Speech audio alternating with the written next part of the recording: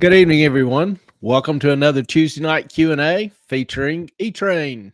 And of course, your host, the well-known E-Train. Appreciate y'all being with us tonight. Looking forward to a interesting show. Honestly, it's been kind of a big day as far as news and events. Hey, Catherine. Hello, Catherine. How you doing? Yeah, it's been a crazy, crazy day. I'm not gonna lie to you, especially in the U.S.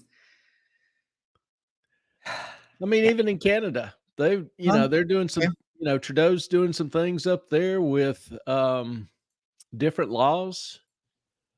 Europe has issues out the wazoo. China has some serious goings on. Chaos is spreading.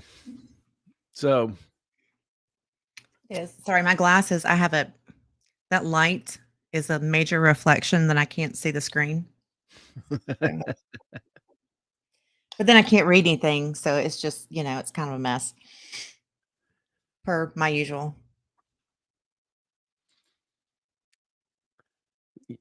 just saw this as far as the probably the biggest news of the day. Are you serious? I thought it was That's pretty damn good, pretty honestly. funny. Yeah, that's pretty funny. The problem, however, that you and I have been discussing for quite a while today is that only 8 Republicans voted for this. Well, I don't know if it's a problem or not. Well, that's what we're trying to figure out. Oh, we got a question though for tonight. I'm going to start that. We're going to get right back to you, Catherine. Um, there's the to me the most interesting thing is that a conservative, Matt Gaetz, wanted to remove McCarthy because McCarthy didn't keep his promise. Like, he promised he would release the January 6th videotapes that Pelosi kept hidden. He hasn't done that. He made just several promises that he hadn't kept. So Gaetz and some of the other conservatives were mad. So Gaetz put in this motion to vacate the office, to remove McCarthy. Well, only 8 Republicans voted for it. Every other vote, 208 votes, were from the Democrats, who are generally pretty much to the left. So our question is why? Well, I think the main reason is why do Democrats do anything? They think it benefits them. I think they're believing that the House will be paralyzed. They expect the Republicans to divide into different camps, be bitter, yelling at each other, look like crazy idiots. And then I think they believe that with the Republican dysfunction and pulling some of the Rhino votes over, they can end up with a much more liberal speaker than McCarthy. And that way they can have a lot of the wheels greased for the legislation they want. I So the get old that. adage is be careful of what you ask for, because you just might get it. The grass And isn't always greener on the other side. yeah, But there's McCarthy some was talk that also making a there's some deal. talk that Getz and McCarthy was personal No, it and wasn't. not It but was really personal for necessarily based McCarthy, on principles. but not Getz, I think. I don't know. He has a temper. Who, Getz? Yeah. He does, but I mean, he made it very clear in several interviews. He's like, everybody keeps saying this. He's like, I don't have anything against McCarthy on a personal level, but Oh, I don't in know. this He and McCarthy went toe position, to toe several times. well, I I'm don't just expect saying. him to admit it's personal, but it may But be. I just don't know. All McCarthy said on a show on Sunday. I can't remember which one it was. I've watched so many things on this. Um, was that Getz just didn't like him. Yeah. I'm like, I don't think that is a reason enough, but maybe I'm wrong. Maybe I'm misjudging Getz. Maybe, I mean, We can't judge their hearts. We can only judge their actions. But so and I, I as understand where far as Getz is coming from. yeah, as far as his motive, I mean, McCarthy did break some promises. He did, and Did he? he made a deal with the Democrats to get the Ukraine spending bill, which I don't think anyone. Okay, I'm not going to say anyone because that would be incorrect. That would be me inflating things, but most of No. America doesn't want to put any more money into Ukraine Yeah. because we Polls are bleeding at home. polls are pretty clear on that. Hmm. So far, like I mentioned Saturday, we've spent about $225 million a day on Ukraine. And I just saw a memo from the DoD, Department of Defense, a couple days ago. They are running out of munitions and they've had to halt or pull back some training because they don't have sufficient ammo to even do training. If Hmm. we got into a war, we would have a week or two worth of this type of ammo. Yeah. Munitions, rockets, missiles, whatever the specific types are. So not Okay, good. let's do a question real quick because I think it kind of Okay. relates to this. This is Catherine. Wondering how much percentage I should put into dividend producing stocks. Can I answer this as my Of course. non-educated financially opinion? Is that cool? Go ahead.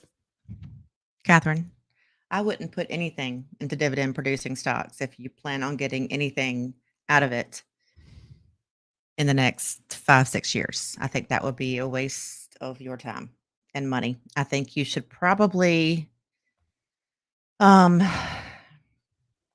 cut your losses at the moment, wait till the stock market tanks, and then invest all you want. Yeah, That's just me. speaking of the market tanking, it tanked today. Dow was down 430 points. S&P was down about 60 points. So each was down about 1.2, 1.3%, which is a pretty bad day. The Dow is down about 7.5% from its highs. S&P's not far off that. I heard it was going to take a 45% hit. That's the prediction. I mean, everybody's got predictions, so they're worth what you pay for them. Gotcha. In even more significance, but less notoriety, the bond market puked today as well. The Hmm. long end, particularly, the long end rose 13 basis points. In one day, for example, the 30-year went from about 4.8 to 4.95. Now, that doesn't sound like a lot, but if you know the bond market and how they move traditionally, that's a hell of a move. That's a big move for the bond market. And it marks probably 30, 34, 35 straight months that the bond market has dropped. These are the highest interest rates we've had in 17, 18 years. And, I kind of alluded to the fact, last Saturday or whatever or a week ago that we've only just begun. I'm pretty convinced we will see yet higher rates. Right now, the 10 years about 4.8. It will break 5. I can say with a certain degree of confidence. And I would not be surprised if it breaks 8%, maybe even 10% over the next year. Because remember, one, inflation is kind of starting back up again. Mm-hmm. Oil prices going up. 2, we are issuing just a buttload of debt.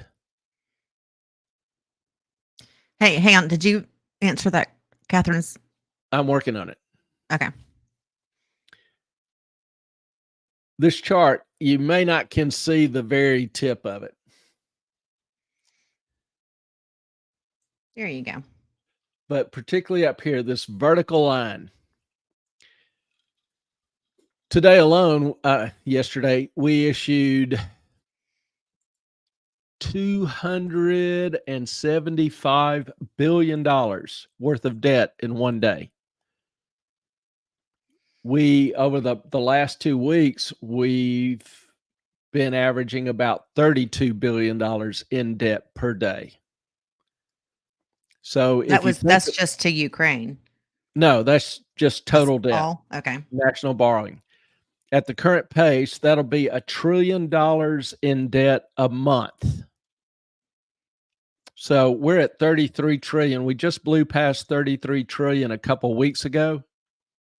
We are now at 33.5 trillion. We will be at 34 trillion in another week or two.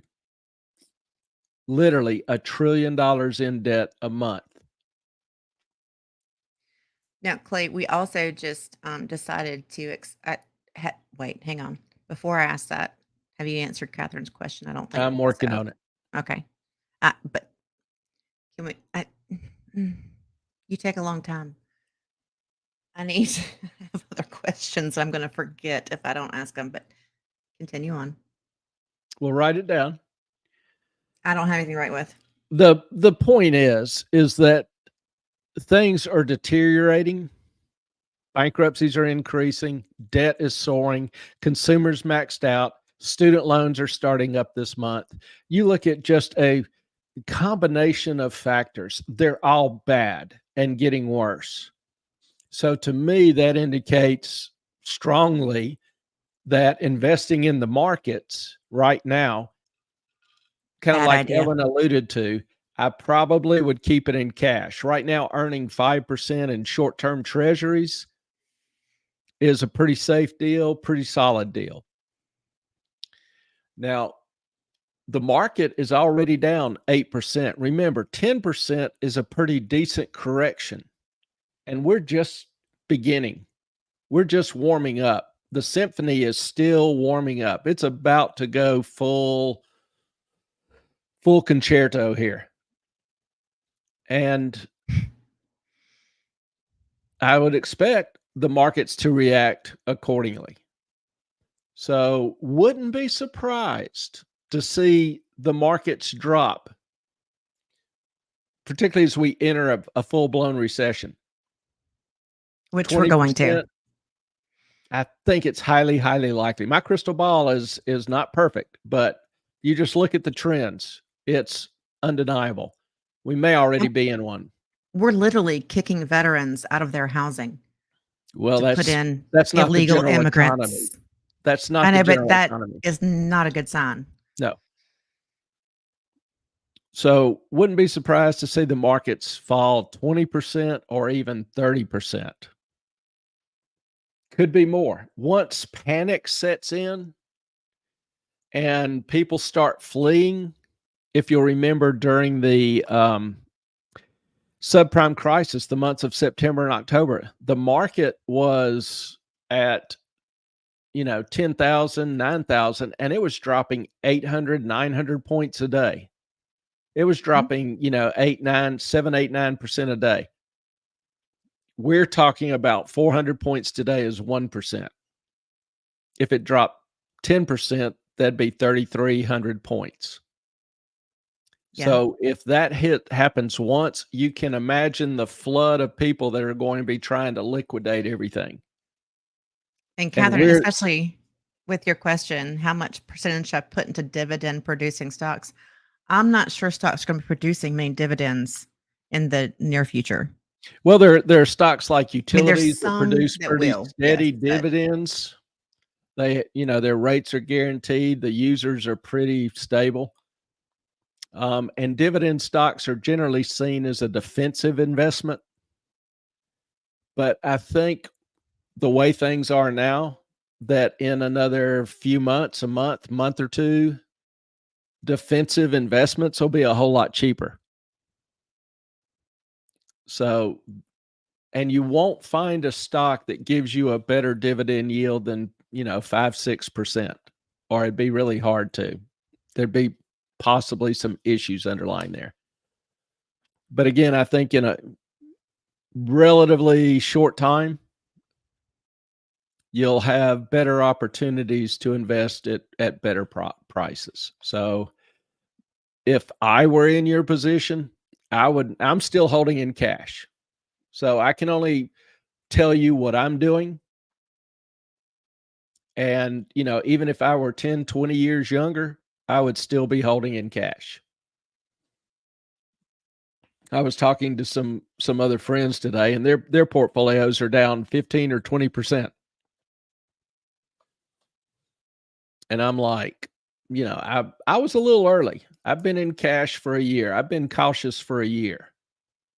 But during that time, and I've tinkered a little bit around the edges. I've had about a 7 or 8% return. Nothing great, but it's a hell of a lot better than a 20% loss. Yeah. So I can only tell you what I do, and then you make your best judgment from there. So I hope that helps. All right, Clay. So my question was, with the interest rates going up as they are, and the fact that our debt is just getting ridiculous, what does that mean for our interest payments? How does that affect the economy in general for next year? Well, that's why I'm saying the 10-year will go up from its current 4.81% to definitely over 5 and quite possibly to 7, 8. Okay, wait. So we're going to wait. So the 10-year we're going to pay more interest on. Oh, we'll do it on all bonds. It'll increase across the board, but I'm just saying it wouldn't surprise me to see a 200, 250, 300 basis point increase in the 10-year, which is a major economic indicator because it's so closely tied to mortgage rates. That'll put mortgage rates at 10%, 11%. That's not exactly what I was asking. Our national debt, with the interest rates going up, how much Treasury more bonds. is it going to cost us with the debt as it is to just finance next year, 2024? Oh, yeah. We talked about this a couple of weeks ago. I estimated that this year's interest cost would blow past $1 trillion. And next year's would be 1.5 trillion, at least 1.5 trillion. I think I'm very conservative on both of those now, just with what I've seen the past month. So my view is getting, even more pessimistic at the rate we're borrowing, at the rate interest rates are still rising. Looking at inflation, cranking up again a little bit. Price of oil, for example, has increased 50% the past couple months. And right now it's Brent global, Brent crude, West Texas Intermediates, probably, 94, 95, up from 65. Well, in another few weeks, that'll probably break 100. So Goldman is predicting 110 to 120. Was it, I think Morgan was calling for 150. Not sure about that, but I think at least 110, which is double the oil price 2 months ago, is highly likely in the next few months. So a doubling of oil prices, and oil impacts everything, not just our gasoline, but utility bills, transportation of food, of goods, food, services. All sorts of things that we wear, buy, purchase are all made with petroleum or energy from petroleum. And there's just pain ahead, just more chaos ahead. And I'm pretty reasonably confident in that, barring some major event or change.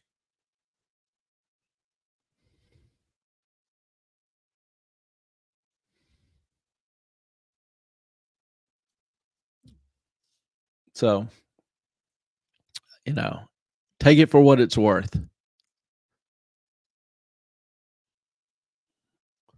Will do.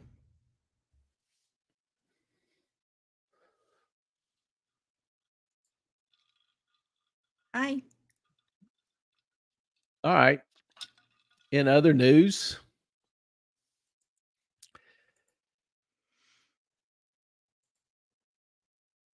I was thinking of Sam, SBF, the well known Sam Bankman Fried, and FTX. This week was kind of interesting because well known author Michael Lewis was interviewed and actually had some not kind of, actually had some nice things to say about Sam. And I got to admit, I was a little surprised. Um,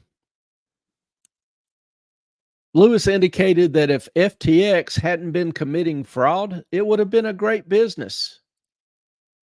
And I'm like, if it hadn't been committing fraud, it wouldn't have existed otherwise. It was a fraud. It was a scam from the get-go. And this is Michael Lewis, the guy that wrote The Big Short, Liar's Poker, all sorts of, really good books. What was the one with the football player? The Blind Side? Michael Orr. Yeah. Of course, there's litigation going on about that too. And so, I've always enjoyed Lewis's books. Good writer. And his book, Liar's Poker, just depicted perfectly the environment I grew up in trading bonds. It was a hoot. Not for everybody, but enjoyed the hell out of it. And then he even said about Sam, he said, that if he hasn't been a little wayward, he would have done great things. He had great vision. Yeah, if Sam hadn't been such a lying, arrogant prick, he might have done great things, So was a little taken aback by Lewis's comments. A little surprised that he would be singing Sam's and FTX's praise. Faint praise in some ways, but in other ways it was pretty overt. Yeah. So I was a little surprised about that. What else?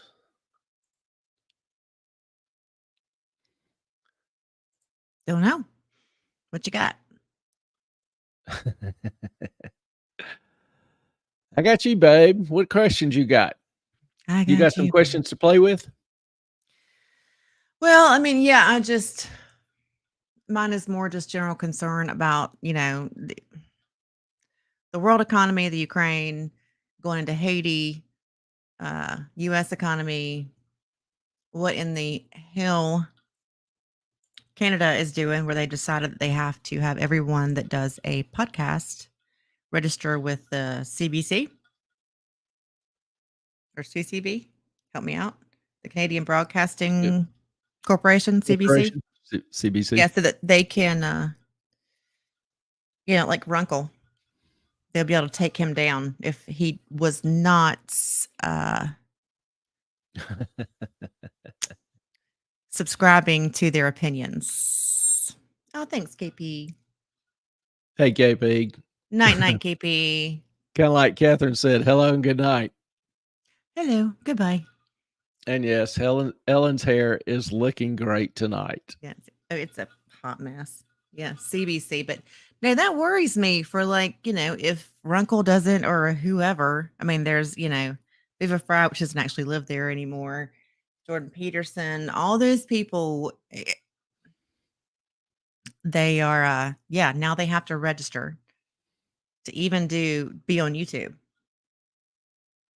And it's surprising because you think of Canada as being, kind of a sweeter version of the U.S. in a lot of ways, but protective of their rights and liberties. They can and will suspend your bank account if you don't comply. Trudeau has been consistently working on eroding them. Brentwood, hey honey. Hey Brentwood, long time no see. I hope things are going better for you.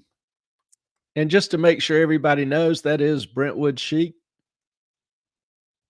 not Chick. Everyone knows Brentwood. You're the only one who says Chick. Just saying. Yeah, I have a No, habit but of Ellen has a habit of correcting words that she thinks everybody says wrong, even if they say it right. And so there are some words that I just have gotten in the habit of mispronouncing, just to and irritate me. yeah, just to irritate her. And it's habit now. It's kind of ingrained. So forgive me. I'll try to be a little bit more conscious about pronouncing He words. says Sam Bateman fried. What else do you say that irritates the crap out of me? Oh, Murtaugh, Yeah. Alex Murtaugh. I'm like, that's not even an option. It's Murdaugh or Murdoch. Pick one.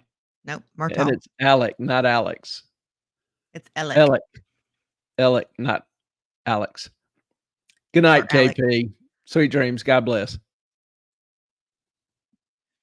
I know KP's had a lot going on. Girl, you sleep well. Excuse me. Sweet dreams. Yeah, there have been a lot of our friends that have just kind of been hammered lately. You know, a lot of A lot of crap's bad going on. news, sickness, whatever. You know, some passing of relatives, close relatives. Is it just because they're our friends, or you know what? Starting to get a little Hey, Melissa. sensitive about this. Hey, Melissa, how you doing?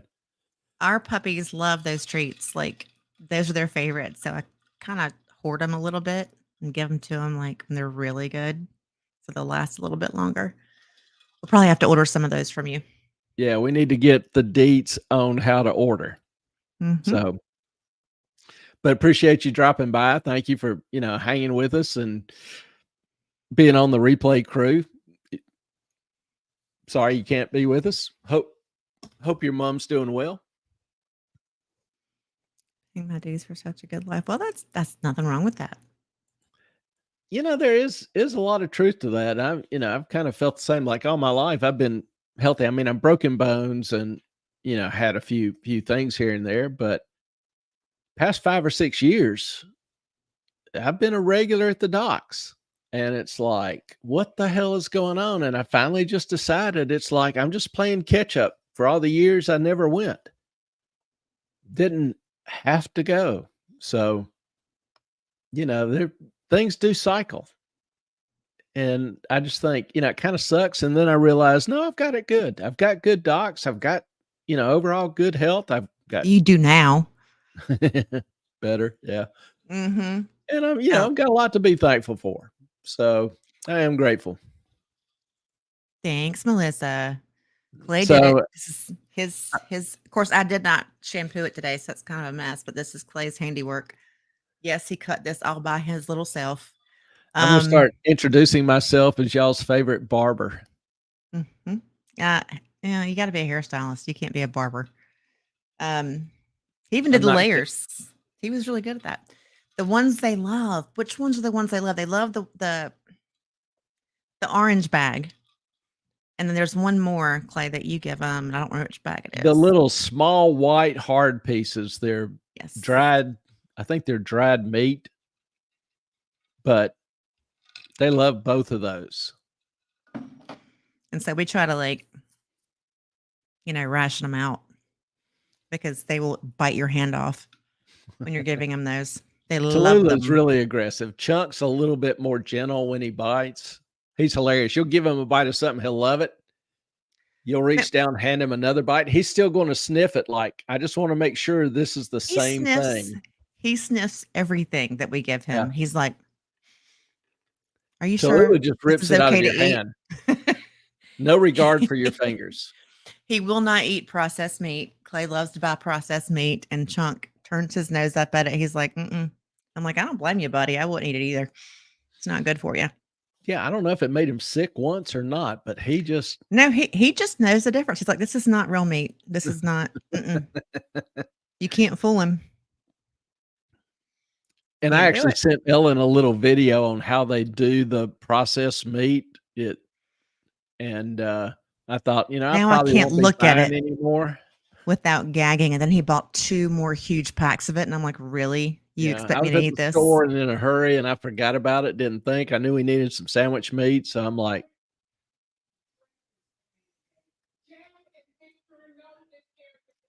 Who's here? Uh, I think the TV just kicked on. So Let me let go me turn go that turn it off. off No, for a I'll minute. do it because you have more to say than I do. I'll do No, it. that's all right. I'm right here. I'll do it.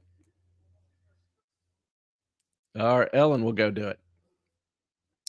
Yeah, at first we've got neighbors that sometimes will just walk in the house. And so, at first I thought it was one of the neighbors, but then the voice sounded weird. And so I thought, what the hell is going on? It's just the TV. It was on mute or silent. And my guess is that the dogs were laying on the sofa and hit the remote. They they have been known to do that previously. So sorry for the disruption.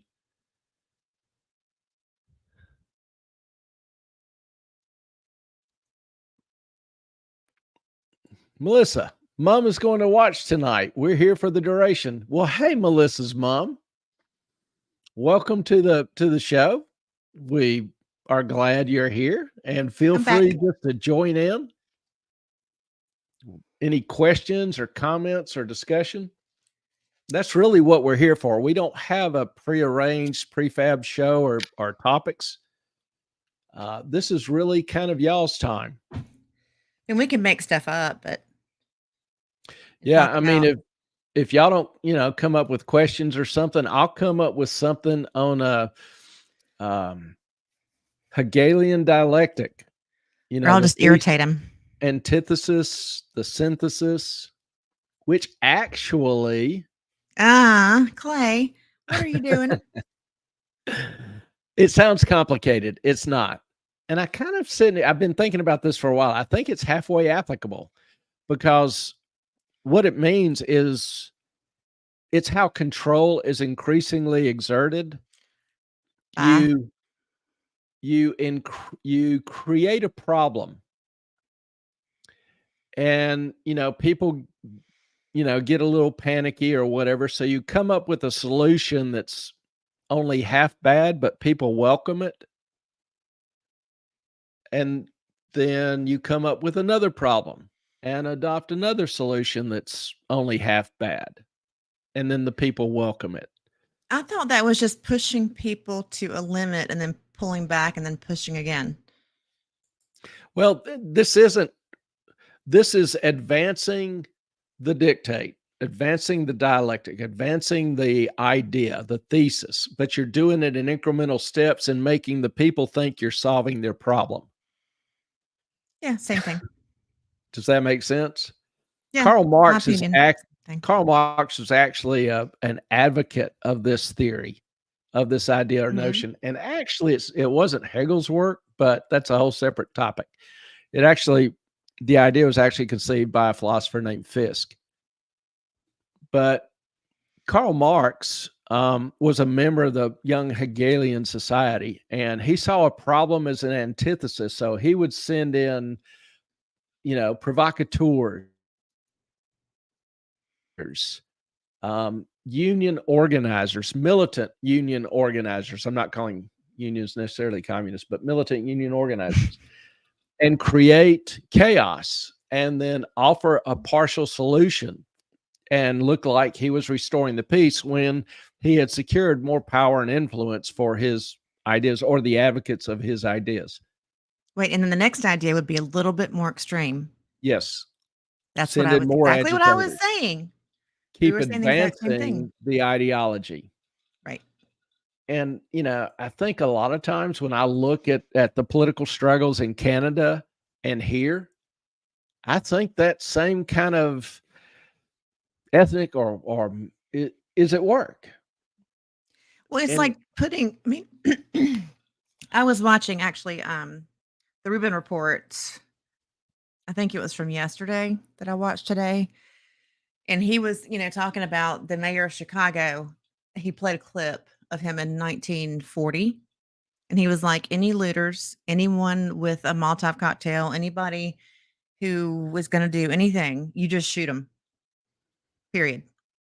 He's like, that's how they dealt with mobs and violence and all the ridiculousness in the 40s. And it stopped very quickly. And so I think go ahead. I'm sorry. Am I?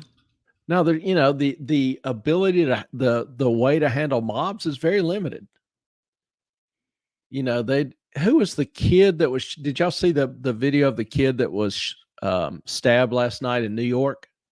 No, He I uh didn't. he actually was a member of Antifa, but he was out on a date with his girl, dressed nicely, wearing a suit. She was in a gown, and they were sitting on a bench and passed by this guy who was angry and cussing and threatening or whatever.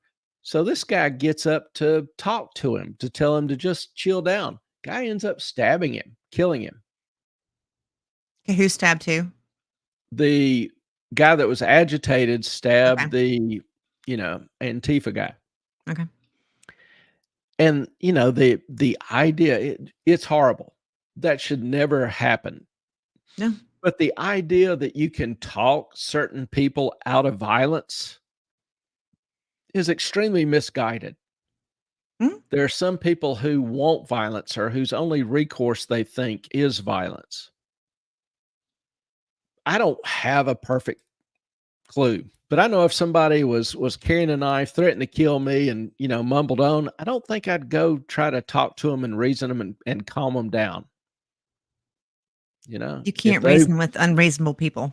no, and it's just there's weird times. It's just weird times. I can't always explain it. Now, Catherine commented, that's applying scientific principles to social problems. When I think of applying scientific principles, I think of the COVID experience when you could not question or disagree with the science as presented in the media or by government officials. And I'm sorry, but the scientific method isn't a statement of facts. The scientific method is a process of discovery where you consistently look for and gather evidence and conduct tests to see if the current theories hold under different, extremes, under different environments. That's the scientific process. It's not saying, oh, we don't need to study or debate or consider any other perspective. This is it, period. That's not the scientific process. There are certain laws, the law of gravity, that just are. You can test them all you want. They're still going to be there. They've been tested for millennia. Well, Clay, that's why I say that math is the only science that is, infinite, like or finite or whatever the correct word would be. Because 2 + 2 always equals 4. I don't care who you are, where you are, what you're doing. If I take 2 rocks and 2 rocks, it's still 4 rocks. Other science, they used to believe the Earth was flat. It's not. There are so many scientific principles that have been disproven over the years. The COVID jab, didn't they have proven and shown that it actually did more harm than good? Okay. 2 + 2 = 4 is white. God. I know. I know. I'm a white supremacist, apparently. Racist. I am, apparently, because 2 + 2 = 4. I didn't even know you were going to have that. That's so Well, I wasn't planning on goofball. it, but when you said 2 + 2 is inarguable, it just came to mind. No, it's just white supremacy. Okay, good. Yeah. Okay.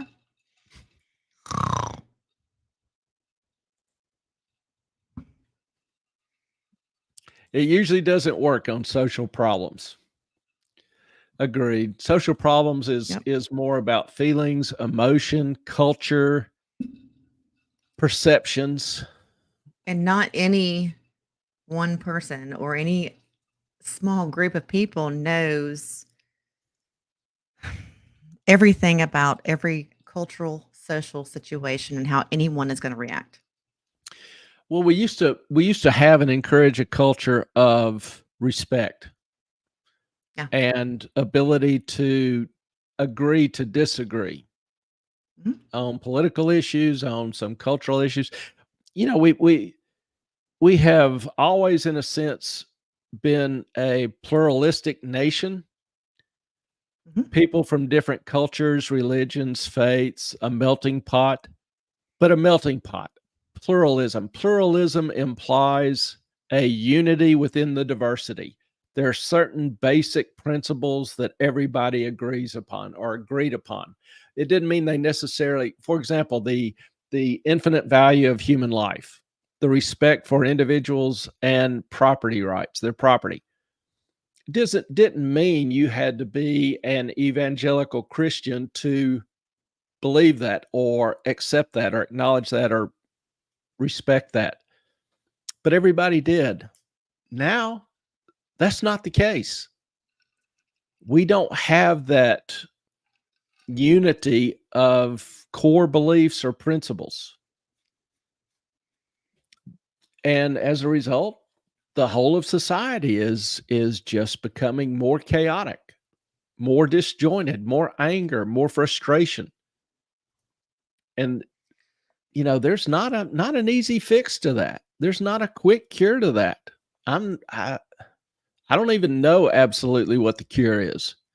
I'm open to suggestions if any of y'all have any ideas, because I honestly don't know. No, But I do know it's getting worse. I do.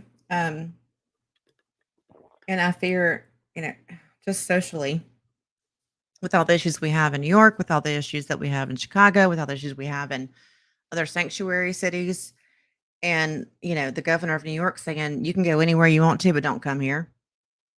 When she was all welcoming and let me put you under my wings and we'll hug you and take care of you in December of 2021, that's not the same story now. And now we're going to let 450,000 I can't say it, Venezuelan immigrants into the country, and then an untold number of Ukrainians. How does that work when we don't have room anymore? New York's full, Chicago's full. They're taking all the grocery stores out of Chicago. They're going to put in federal grocery stores because apparently the looting is too much. So, what happens now? I don't know. I saw where, New York is literally out of hotel rooms. Mhm. Even like, I don't know if many of y'all have traveled or lived in New York, but I've done so repeatedly. And, I've stayed at the Roosevelt, which is a very nice hotel. Mhm. Well, currently the city of New York has rented out the Roosevelt for migrants who, traveled for 6 months without a shower, who lived in lean-tos, who have no idea of property rights or taking care of nice things. Nope. And they get room service. So I can only imagine the condition. And there's several hotels in New York that have just been trashed. Oh, and New York is not paying for them. I believe the federal taxpayers No, are the paying for them. city the city The and the city state is? are. Yeah. Okay. The city estimates it's going to cost them $12 billion, which Oh, is yeah. more over the next year, which is more than they spend on fire, sanitation, and the police. So So how's that working out for them? Because I know they pay also for their Uber drivers. They pay to take them wherever they want to go. They pay for anything they need. They pay for their food. They pay for their housing. yeah, not only their food, they're getting room service. How cool Yeah. is that? You stay at the Roosevelt and you get room service. I mean, meals are, you order room service, it's $150 for eggs. I, I'm Eggs. like, I can't wait to see how this turns out. I have 50 rules for life, and I've, allude to them on occasion. Rule number 2, stupid should hurt. Should hurt. Okay, so if let me know what you guys think. So Clay has his 50 rules for life. Now, some of them probably would not apply to the everyday person. There's maybe like 6. So we're talking 44 rules for life, correct? Somewhere in there. 50 rules for life. All of them apply. I don't think number 1 does for every single person. Do It what I doesn't. say, when I say, as I say and how I say, and you'll be okay. Sounds perfect to me. Maybe. But I'm thinking he should do a list of 50 shorts. Each of Of his what? rules for life, your shorts. Not your pants, but your short videos. One a day, rules for life, and why they are necessary. Like stupid should hurt. Well, how does stupid hurt? And give an example. Oh, Interesting. geez. Okay, so Brentwood, like Gibbs from NCIS. Did he Okay. have 50 rules for life? I don't know.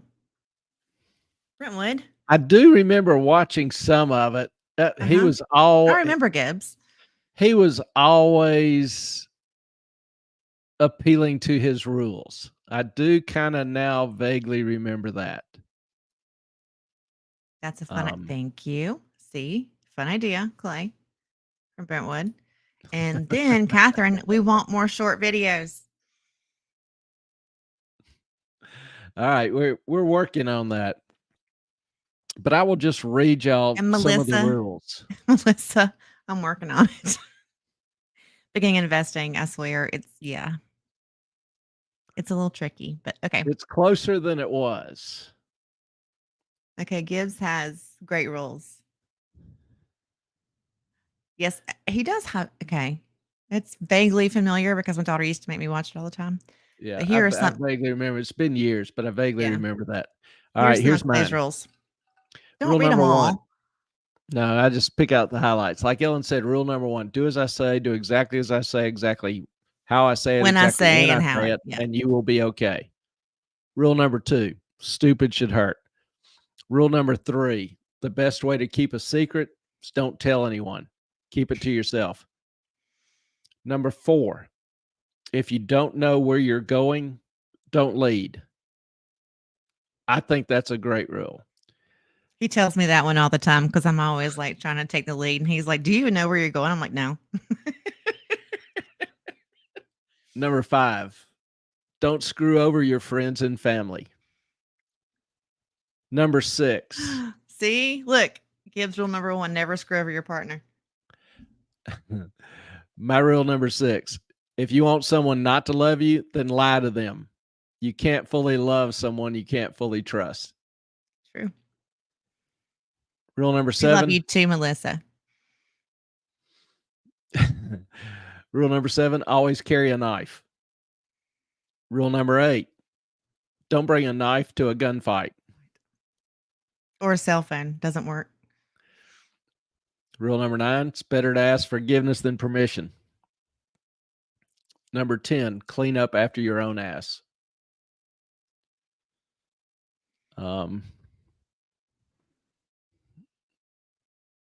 He's skipping some. Yeah. Let's see. Rule number 16, do whatever you have to for family. 17, if you don't have an excuse, don't make one. Number 18 was actually a Wait, shouldn't that be like there are no excuses? no, I mean sometimes you have a legitimate reason for what you did. True. Okay. And it may hurt someone. True. And you may hate that, but you may have had to do it. Mm-hmm. Got this from my father. Give me flowers while I'm alive, not when I'm dead. Rule 19. If you apologize often, you're weak or really screwed. He might be Gibbs, Brentwood. I don't know where he got these rules. No. Just accumulated them down through the years. One of my, I guess, a couple of my favorite would be 19 and 20. Don't get your honey where you get your money. That just always leads to problems. And then this one I learned in surgery. Perfect is the enemy of good. Don't throw away good. Never ask a woman if she wants to have sex.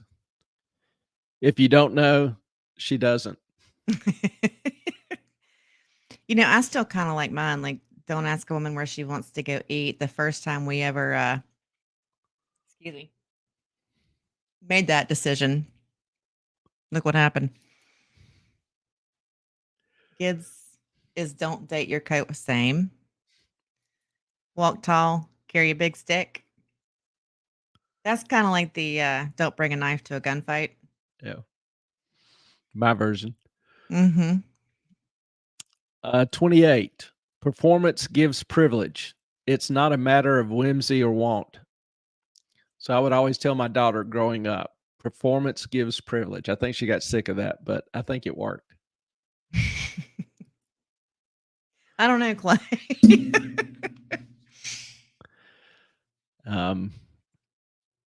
A good plan violently executed today is far and away better than a perfect plan tomorrow. Rule 34. Demolitions and duct tape can solve most problems. I would say a paperclip and duct tape. I like demolitions better, but I know. But you don't have to blow stuff up. Satan, rule number 43. Satan loves people who give their kids rat tails and mullets. Rule 45. You've heard this one before. Don't breathe the water. No matter how badly you want to, it never helps. Yeah. It's just sometimes, well, you do the same thing. Sometimes when you take a sip and somebody says something or does something and you just have to inhale either for laughter or whatever, and then you just make a mess. 47. Don't let your mouth write checks your body can't cash. That's not typically a female problem. Don't expect love to be requited. You'll be loved by many and never disappointed. And rule 50. Always break the rules. So that's just a brief summary, but that's basically the 50 rules of life. My dad had a final exam in college, and his professor was always telling the class, read the rules first, read the directions before you start to do anything. And so the exam, if you read through all the directions first, the last direction was, do not take this exam, sign your name to the back and turn it in, and you'll get 100.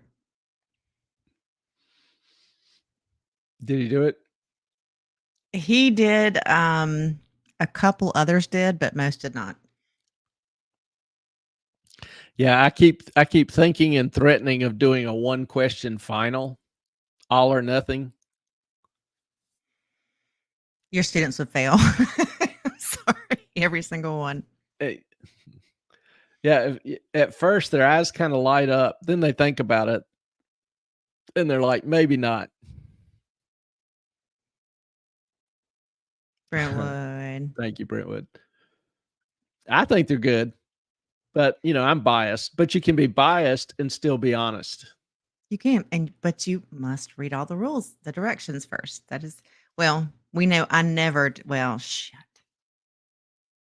Yeah, I always do that. Sucks at reading the directions. I will do something, and if I know what I'm doing, I won't read the directions. But if I look at something and there's like a part left over or whatever, I'm like, okay, I'll read the directions. I'll just say, hey, it works. Who cares? And then when something breaks. I was an engineering major. Nothing's ever broken. Ever. Name one thing. Toilet. Huh? Water valve on the toilet. Which toilet? Which water valve? Upstairs. The one in one of the guest bedrooms. You did something to it and it still leaked. Oh, I just tried to change the chain and it still leaked. That was not like a major deal. No, except that was just I'm going to try to make like a little tiny adjustment and see if that works. Yeah. Tried replacing it, didn't work. That was not my fault. By the way, yours still leaks. This one still leaks. They all still leak. They don't leak. Well, they don't flush like they should. Like you have to hold it down for like 3 whole Oh, it needs a new seconds. flapper. That's it. Replace the flapper. We just I'll we replace just the put flapper. new flappers on them, so that's not the issue. What else? Bless him. Strikes continue. All three automakers. Ford had just announced another 500 layoffs.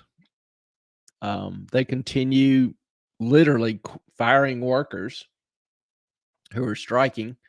See how that works out for them. I saw somewhere that apparently the benefits package that the UAW, wage and benefit increase package that the UAW is asking for, comes to about 136 per hour. Now, I have not verified that, but if so, that's insane. How many hours are they working a day? Strikes are soaring across America, hitting about 4.5 million lost days of labor so far, the highest in a quarter of a century, and still rising. Like I mentioned a little earlier, inflation's still increasing. So you've got less production, higher wages, higher cost.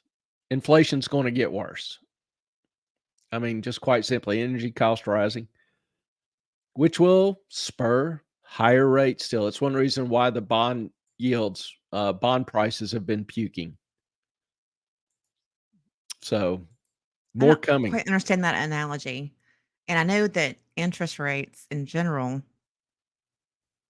Okay, so is it just like interest? Okay, this is because you talk about this often, and I get confused sometimes. Is it the interest rates of just in general, like bonds and treasuries and such, that deflate asset prices, or is it like mortgages and cars and the general interest rate, or is all that combined, and how does it all work together? Okay, Ta-da! interest rates are all combined. Market rate. I'm going to kill your dogs. Our dogs. Market rates are market rates. So if you're not charging a market rate, you will end up charging a market rate. Everything prices off of the treasuries because the treasuries are considered to be the safest, most liquid debt in the world.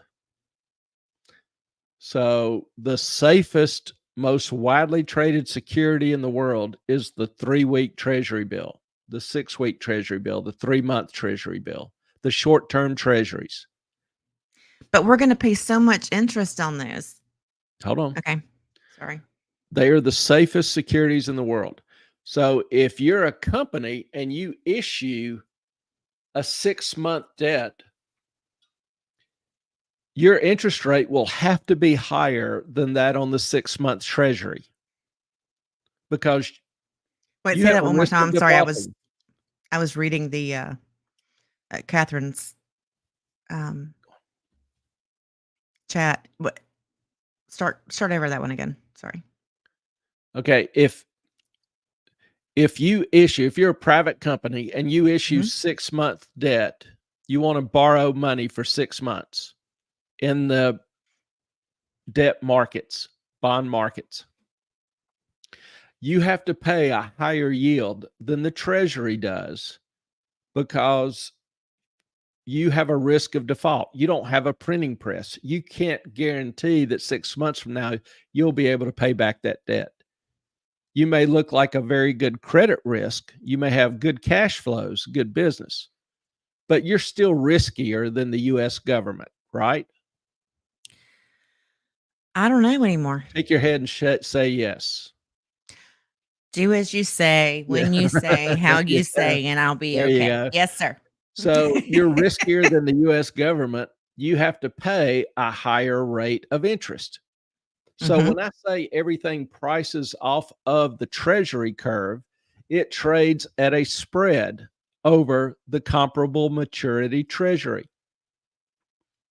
So if I issue a 10-year bond, Okay. if I'm well regarded, very credit worthy company, I might have to pay 30 basis points higher than the treasury bond. So if the treasury bond's at 5%, I would have to pay 5.3%. If Let's I say you're Elon Musk. if I was a much worse risk, I might have to pay 75 or 100 basis points more than that 10-year treasury. So if I was a Okay. riskier company, I would have to pay 6 or 7% interest to borrow the same money. Right. So that's what I mean when I say everything trades off of the treasury curve. The treasury at any maturity is the lowest yield you can get, Come here. but it's considered to be the safest security at that maturity. Oh, you're Catherine, so big. auto workers are just asking for more outsourcing parts and assembly from outside of America. Same thing happened in the 70s with the steel unions. You know, they kept asking higher and higher wages with no regard to international competition. And so all the steel industry went to Japan and then other countries.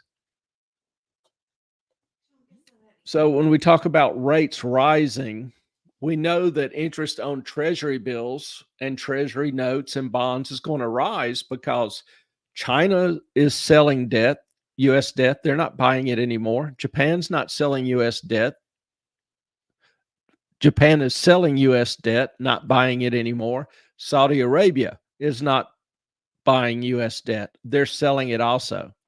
Who's So buying? you've got more US debt being dumped on the market. You've got the United States borrowing out the wazoo, dumping more debt on the market. So as the supply of debt continues to soar and fewer buyers, then interest rates have to go up to attract buyers. So if the interest rates on US debt is going up, and we're pretty certain it is, then all interest rates are going up. Does that make sense? Ellen, Yes. does that make sense? Yes. I said yes 3 times. Can't hear you. Sorry, the dogs, can you hear me now? Yeah.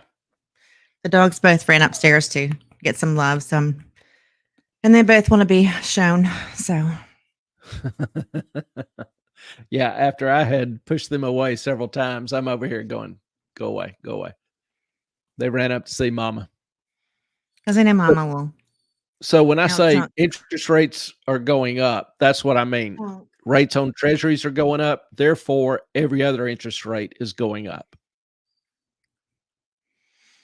And that's where the problem continues to get worse and worse. You know, people talk about the Fed being able to cut rates. mhm. It may get to a point where the Fed can't even keep them down. Well, that's So one thing there. I've I've heard y'all go. I've heard a lot of people say today, especially on all kinds of government channels, that if you don't want the U.S. to support Ukraine, then you're a communist. If you want the border protected, then you're a racist. I mean, mm, yeah, we used to be able to carry on civil discourse without making not it anymore. entirely personal. You know, I've got some good friends that are all for one of Melissa's Melissa, treats she sent the puppies. the boss. So, you know, I've got good friends that differ with me on issues and we'll discuss them, pros, cons, and we're still friends. Well, you and That's I the way it ought to be. disagree on issues Yeah. often, Ellen and and we I try to. disagree on issues. Yes, I'm saying you and I like even come on here and well,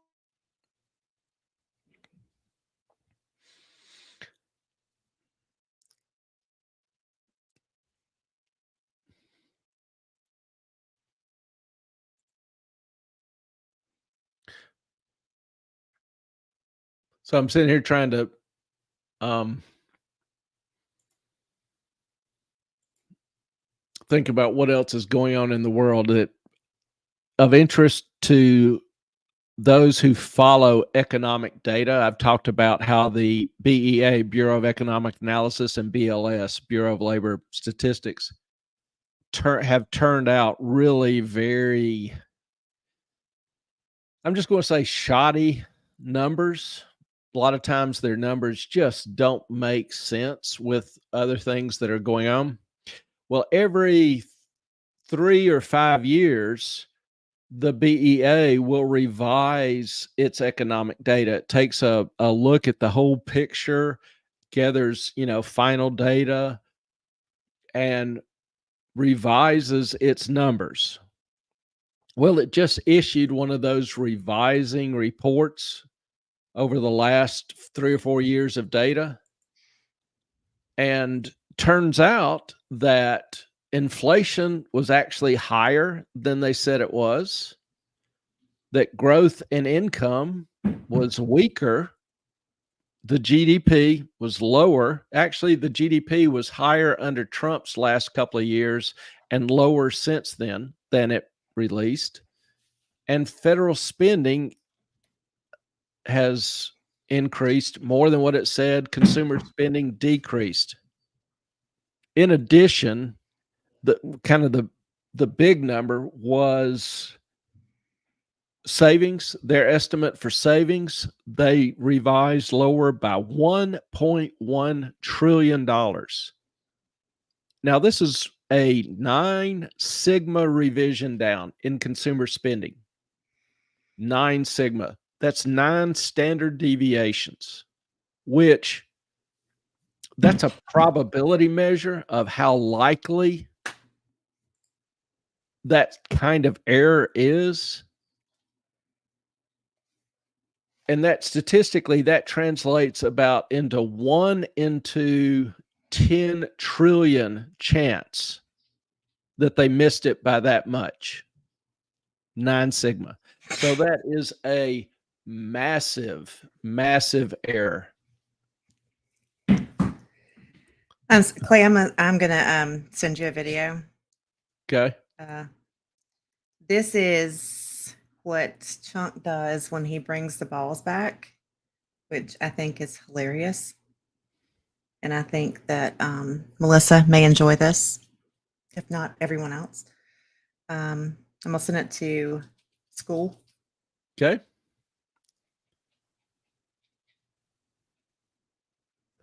Send it to me. I'm Probably take a trying. minute to get to me, but That's all right. so we're seeing these huge revisions. Now, they don't get any press. They don't get any attention. But for example, inflation, they hiked in inflation in 7 of the 10 last quarters. That's pretty impressive miss for statisticians. So you look at all the errors they made and you got to wonder, is this really purely accidental? It's just weird how consistent their errors have been quarter by quarter by quarter. And then they revise it when nobody's looking. When they first produced the numbers, the papers all, cover it, highlight it, have big columns on it.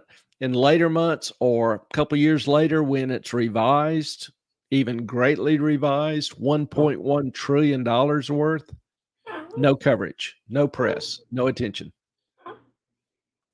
So that's kind of I guess you could say, a pet peeve of mine.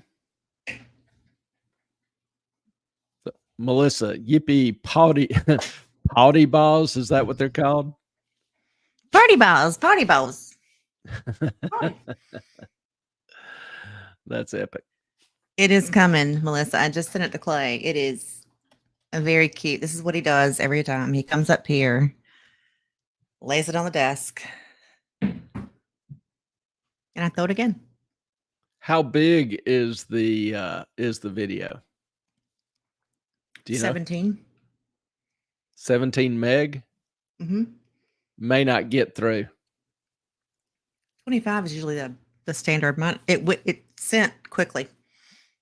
Yeah, I'm just saying. I think ours is 10. Did we send it to the other one? Yeah, try that. Okay.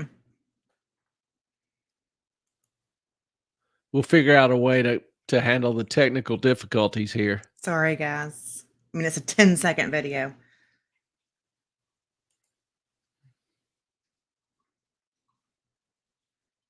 Got to call up the well-known mail client. You get it?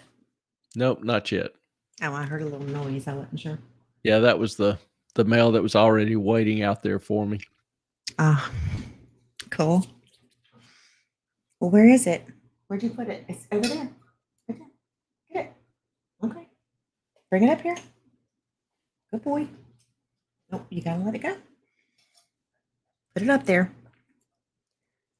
There you go. Good boy.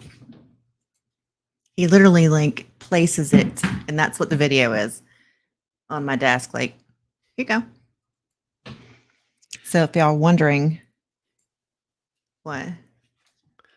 We talk about the dog, about him a lot. I mean, he's just a big personality. He's a character, but he loves. He just loves more than life chasing a ball, retrieving a ball. I don't get it. He's And not. he loves his pouty balls. Yeah. He's not a retriever. He's a terrier. Retrieving a ball shouldn't be that big of a thing. I keep reminding him that he is a terrier, but he doesn't seem to understand that. Oh, you got it. I got it. All right, I'm going to remove All the other things going Yeah, on. let me redo this so that I can Yes, blow my that flip up flops and my bigger. laundry basket are in there. I do apologize, but it's a thing. I want the window. Where's the window? I don't know. Is that it? That's it. All right. Here is Ellen's video starring Chunk, the legendary Chunk. This is what he does every time. He just places it on my desk. He pushes it, and then he looks at me like, "Are you going to throw it?"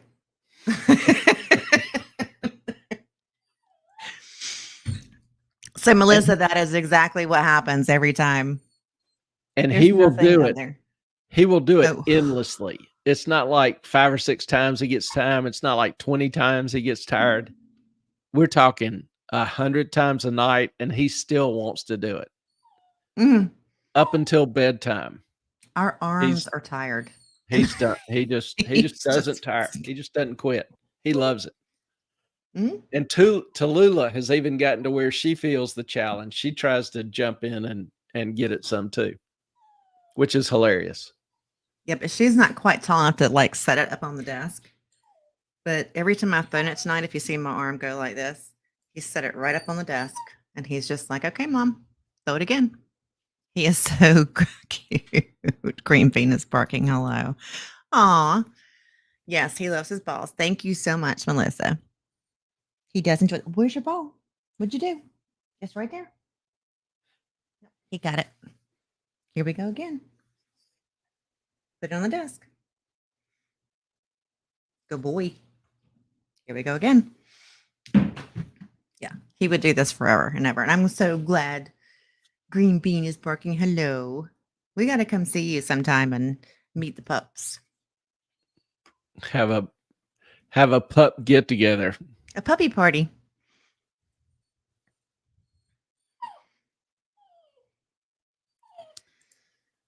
Well, Clay, you got anything else? Or we? No, I thought you had a bunch of questions, so I did not prepare a whole lot. Did, but I don't. But you And don't. so, well, Y'all, you answered a bunch of them, and you're like, and I was like, okay, well, I can't ask that anymore. Y'all pray for me. I do every day. This is what I live with. I got a bunch of questions. Don't worry about it. Showtime. 2 questions. Well, you, like I said, you answered a bunch of them. Like, I was like, okay, well, I can't ask that. So, because you, all right. Well, quick question for everybody. What are the Republicans going to do? Big issue with now that McCarthy's gone? Do they resolve it quickly? Do they unify around somebody, or does the House just fall apart, end up with a more liberal speaker? Okay, one question at a time. First one. The first To question me, you it's all the asked. same question. What happens next? Are they going to unify? Yeah, I would say no. Is it all going to fall apart? Chaos is Are spreading. are we all screwed?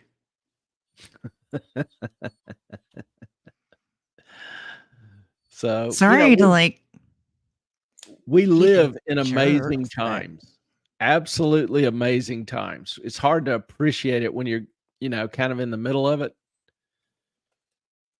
But historically, socially, economically, financially, from most any perspective, this is just momentous times. I was talking about the book, The Fourth Awakening. Is it The Fourth Awakening? What's the title of that damn book? It's not The you Great got me. Awakening. The Fourth Turning. The Fourth Turning talks about the different phases, repeating phases of human condition, human nature. And we are now in the fourth turning where, revolution, upheaval occurs. And that's exactly what we're seeing. We're seeing, upheaval of social mores, economic structure, political structure. How does it end? How does it settle when the dust settles? Well, Clay, I've got a yes or no for you. All right. Most conspiracy theories are cooked up inside the E-ring of the Pentagon to discredit people that are close to the truth. I'm a little bit of Oh, I'm theorist. answering for you. Oh, yeah. Sorry. I would say not only no, but no. hell no. I forgot who we're answering for. Okay. Yeah, I did too. It's been a while. I'm trying to find one. The Earth is the center of the universe. I think Galileo pretty much ended that idea 500 years ago, 600 years ago. Are you muting me, or is it doing it all by itself? And it keeps telling you my mic's unplugged. Anyway. All I hear is Chunk whining because you won't throw the ball. Well, he won't bring it to me. It's right there. He thinks there's something again on my bookcase, and there's not. Okay. Truman Capote wrote To Kill a Mockingbird. You got it now? Okay. Actually, it was. I have no idea. Harper Lee. Was it Harper? Okay. Well, shit. Okay. The FBI had a hand in the killing of Martin Luther King Jr.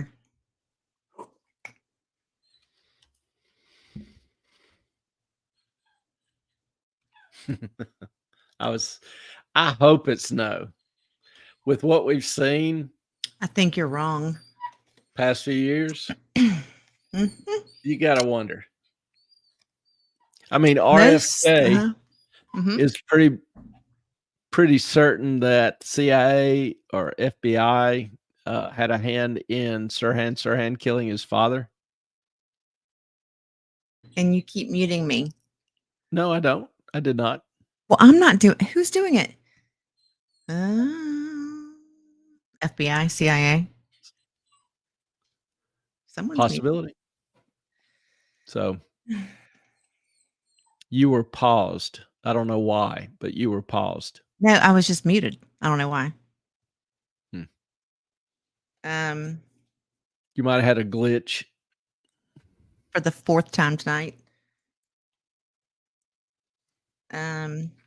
John Dillinger was never killed. He was able to disappear after getting facial reconstruction surgery. Well, that facial reconstruction surgery would need to reconstitute and reconstruct his brains that were blown out and strewn all over the street. There you go. Jimmy Hoffa was killed by the mafia.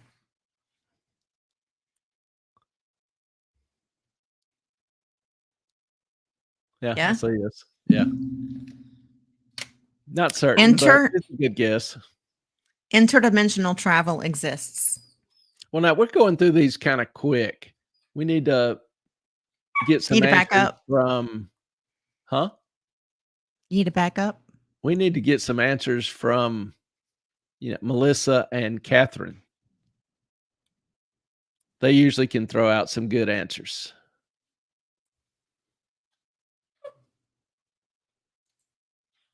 And whoever else is.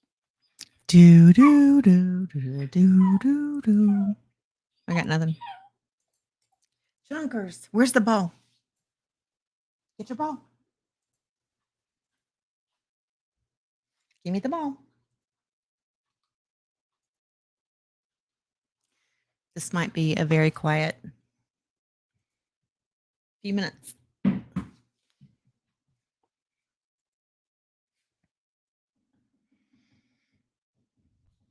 Oh, yes, JH killed by the mafia. I agree. Yeah, I think that's a pretty good guess. I don't, I haven't seen Geraldo Rivera's expose on it yet, but I'm sure he's working up one. But until then, I have to go with the mafia. Was there ever a more disappointing show than his Jimmy Hoffa reveal? Was it Jimmy Hoffa? He had that big special. It was advertised out the wazoo, and it ended up being nothing. They knocked a hole in the wall, ended up being nothing. I don't recall. Remember. Yeah, you were probably still, slinging poo in your diapers. Sorry about the. Okay, I'm throwing it.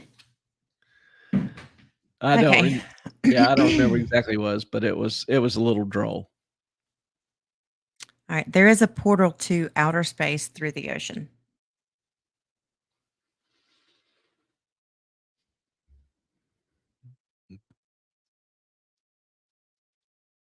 You're muted again.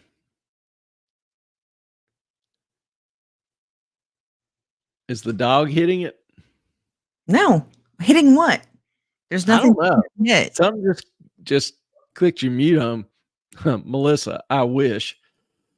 I believe that there is. You would say no. I would say yes. I lived oceanfront for quite a while. Well, and I saw many things that I cannot explain. So did my kids, and so did other people that I knew. They were just like, "What is going on here?" It is.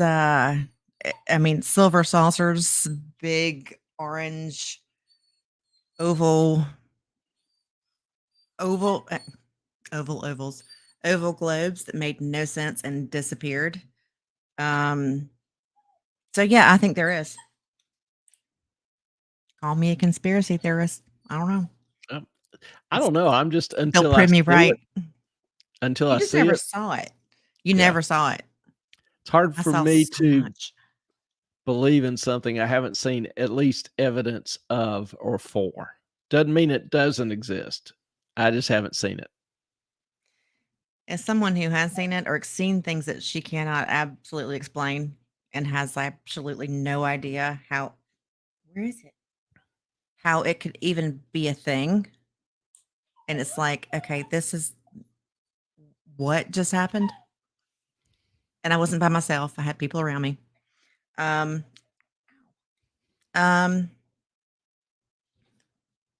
is it, buddy?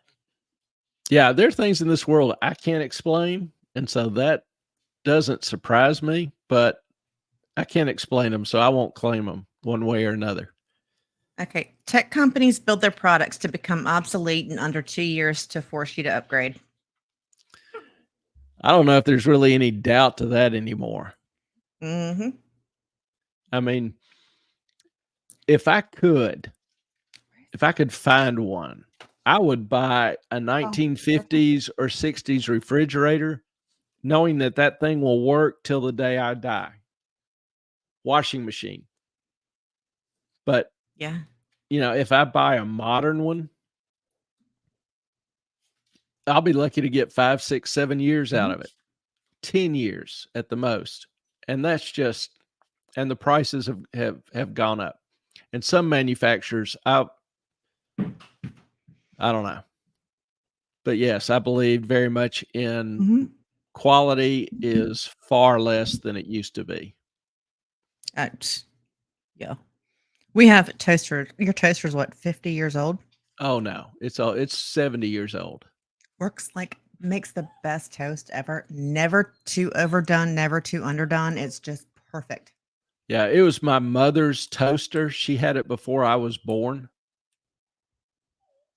And I have just taken it with me everywhere I go. And it is the best toaster.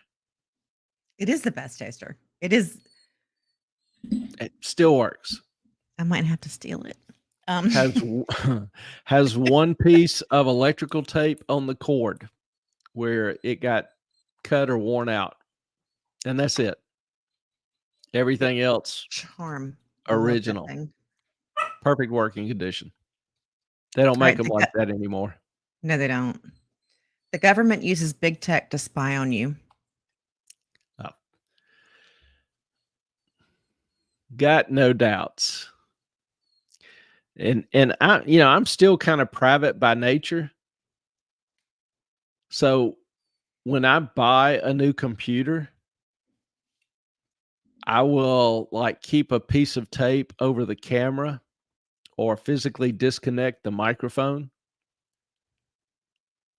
just because I've got friends that used to work with DIA or NSA.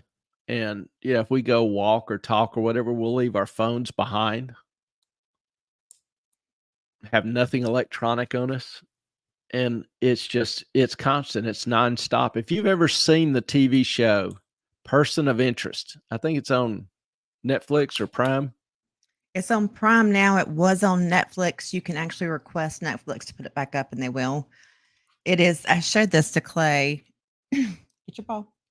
Made him aware of it, I don't know, a few years ago. And Clay was so pissed after we binge watched the whole season, especially during COVID. And we just actually rewatched it. And even now, after COVID, a lot of it rings more true than it did before. I don't know if you got that or not, Clay, but that was kind of my.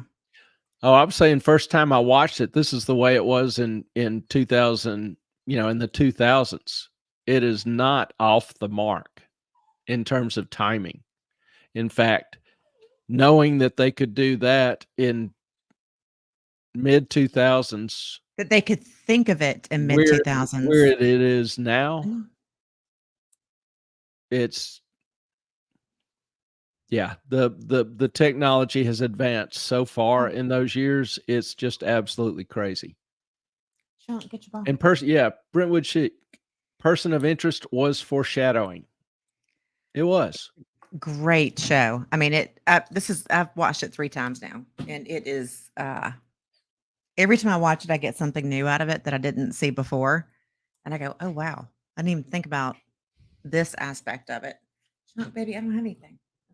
Yeah, I don't know who wrote it or put it all together or whatever, but it was informed. You just watch some shows and you go, yes, that person knows what they're talking about. You watch the movie Band of Brothers and you can tell this is very realistic. It just has an aura of authenticity about it. Well, the same with Person of Interest. It's there. Chunk, over here. Whoever wrote it had particular insight into what was going on. Very much so. And so, I was raised in an era where we were very cautious about government intruding on our privacy. Nowadays, people go ahead and mic up their house for them. They'll buy Alexa, they'll have their phones, iPads, everything all around, put in all the speakers and microphones. So government doesn't really have to worry about trying to bug or wire your house. They just, Feed plug into on in. your already existing stuff. Yeah. They just plug on in. I remember years ago, I used an app on my phone to send messages called Signal. And Signal would use a 256K encryption, cryptography, which is pretty damn hard to hack. NASA could hack it, but they would have to use a supercomputer to do it. Mhm. And then I found out Apple requires everybody to use the Apple keyboard. All the apps have to use the Apple keyboard. I don't have anything.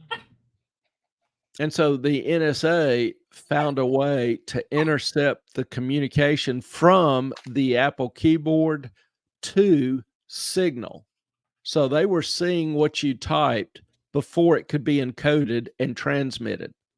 So they didn't have to worry about intercepting the transmission or decoding it. They were just reading what you typed. All right. And that was I'm sorry to interrupt. I got to take Goofball out. I'm going to leave you with one. You can finish your topics on this. I'm going to let them out, and I will probably meet you downstairs. okay. Michelle Obama is a man.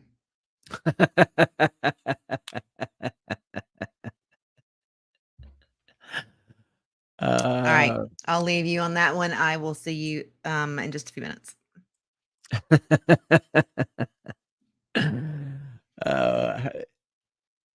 How on earth do you handle this one? I think I'll just leave that one be. Either you have seen video of her live and think, she's got parts, or you don't. Either way. And I'll just leave it at that. Crazy era we live in. And they're just, I just don't have anything to add to that, really. That's just kind of epic to me. Been reading some about, obviously the uptick in inflation and the, risk in the commercial markets. Just saw a article in Bloomberg a week ago. Their survey, they survey, obviously do a lot of surveys, and 2/3 of their 919 respondents in about commercial real estate, 2/3 believe that there is a severe collapse ahead. And most of them think that the U.S. commercial real estate won't hit rock bottom until late in 2024 or later. So when I talk about, a severe recession ahead, when I talk about, a lengthy one, ongoing rates continuing to rise, I see and these are knowledgeable people. These are people in the industry full time who have a pretty good feel for the trends and what's going on. So I look at some things like that when I make my guesses or, estimations. I talk about how I think the market is in for continued drop. It's some of those kind of views. Oh, we have an injury here. Ellen gets free medical treatment. Another service of having me around. Well, you know what? If you really want your partner, especially a male, I guess you're not really my partner. You're my BFF. They like taking care of you. I just find it unnecessary. With the number of times that I require you to take care of me. Yeah, there's no particular. Ellen really should not handle sharp things. He actually Knives. got me some Kevlar gloves. I the got her other day. Kevlar gloves. That's how often I cut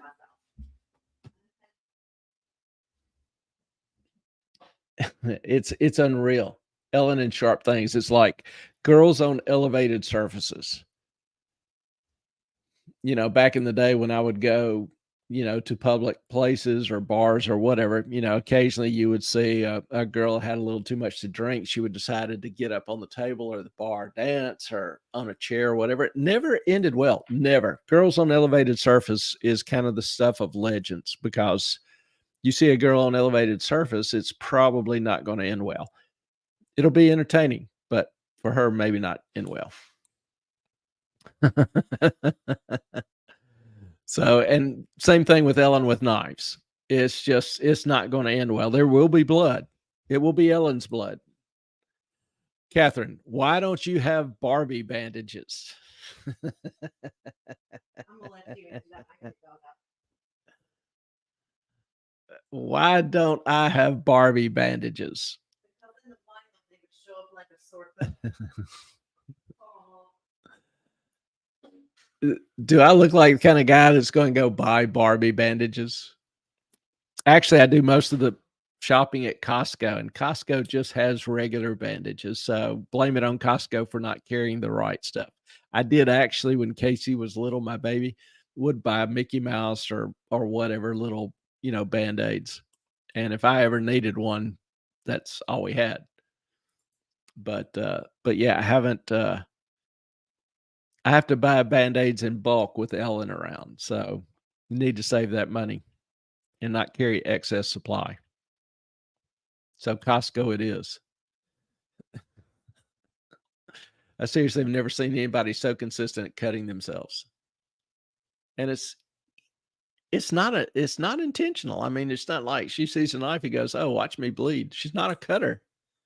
It's just she'll be chopping stuff and there's just one slice, one dice. She's cutting on that last part and she just gets her thumb right in the way and just runs right through it, or a knuckle or something. It's amazing. Consistent. Brentwood, this has to be on the Michelle Obama question. Not touching that one. Yeah. You notice how Ellen asked that question, then runs off? All of a sudden, the dogs need to go outside. So, yes. That's the way it works.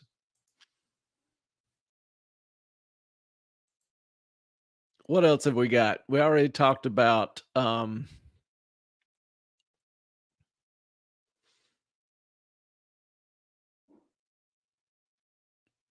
Hegel's dialectic.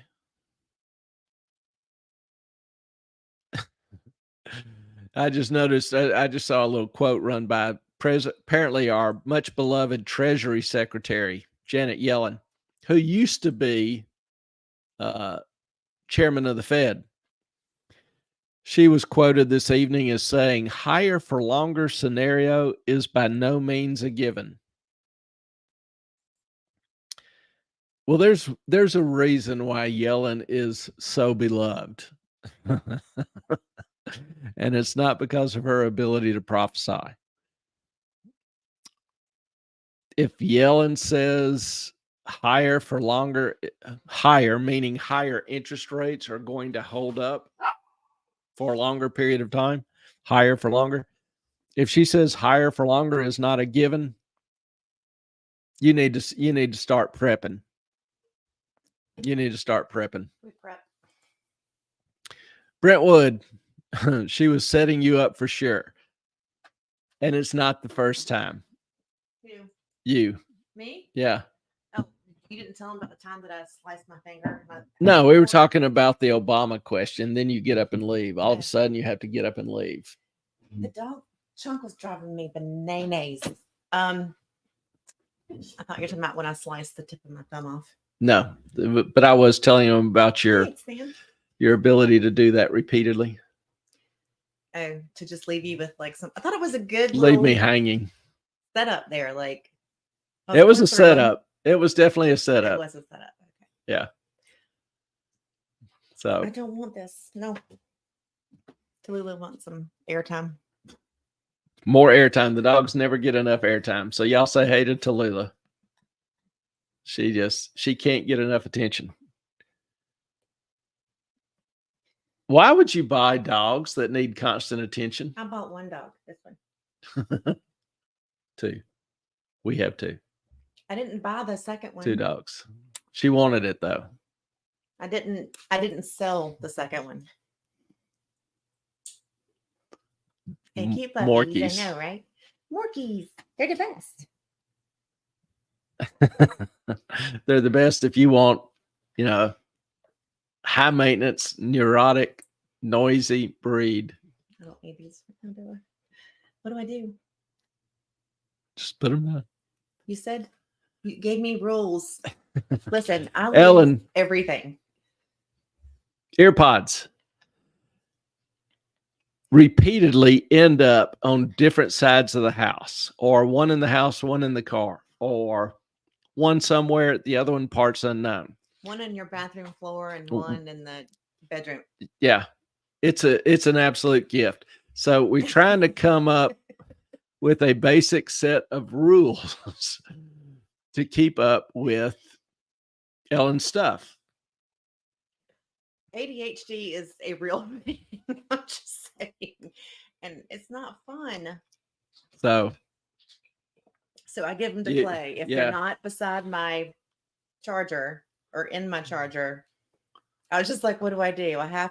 They're supposed to be in my charger. We made a rule. Yeah. I actually begged Clay to help me figure out how to find my things because I was like, I'm so tired of looking for shit that I lose, like keys and phones and AirPods and everything I own pretty much.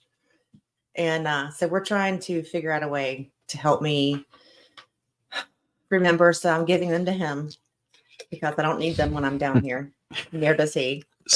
Starting with the basics and constant subliminal reinforcement. Where are your AirPods? Where are your AirPods? Get her thinking about tracking the AirPods and keeping up with them. Oh, she has quite the tongue. Her tongue, and it never so stops. long. It never stops ever. It never, ever, ever, ever stops. It's in your face. Is it annoying for my hand to be in there? Imagine that's a wet tongue that smells like a sewer. That's Tallulah. She's got a mouth like a sewer. Not her vocabulary, the actual smell. She's not that bad anymore. The tongue is long and the tongue is effective. It is, I think we call her like a hummingbird. You know, do you see this? Hummingbirds have very, very long tongues and they all wrap up their head. We think she's like part hummingbird. It never stops. She wants to lick. If she gets near her face, boom, boom, boom, it's coming out. It's like a damn cobra. It's not going to stop till you're dead. No, it's not. It comes at you. No, but if any of you have ADHD, like tips, because at 47, I've had ADHD for I don't know my entire life, and it's still hard to just try to figure out where I lose my glasses. I don't lose my dogs. Unfortunately, we've never lost the dogs. Working I should on probably tape things to the dogs. I never lose the dogs. Take the dogs to Cody's. Clay Moffitt. No. Cody's need to eat too. Melissa, Green Bean is the same way. My condolences.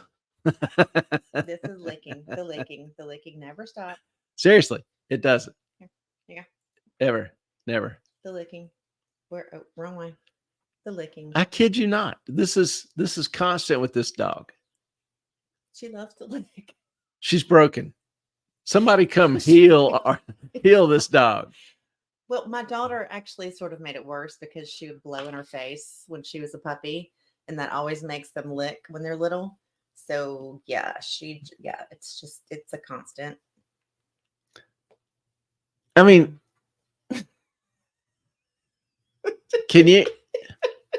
would your tongue just ever would your tongue ever get tired, worn out, Dry, cramping? No. Not Never. this one. Never. Not unless she's asleep. That's it. If she's awake and she gets near you, she's going to be licking. No, she suckles and licks in her sleep. So that's not even- It's unbelievable. I've never in my life seen anything like it. If anybody wants a Morkie, No. No. Price is right. All the licking. Where are you get? Oh, really? That's a big leap for you, Chuck. I can't. I can only handle one. You can't see Chunk because he's black, but he's right here. Why are you being racist about Trump? Black is a color. No, Chunk. No, you can't do that. Y'all, I'm sorry. Crazy Cat Queen. Good to see you. Popping in, just say hello. Listening to Rob's breakdown of MedMal trial since medicine. That just sounds depressing. When I saw Rob's breakdown, I thought you were saying he was having a breakdown at first, but then I realized he's giving a breakdown.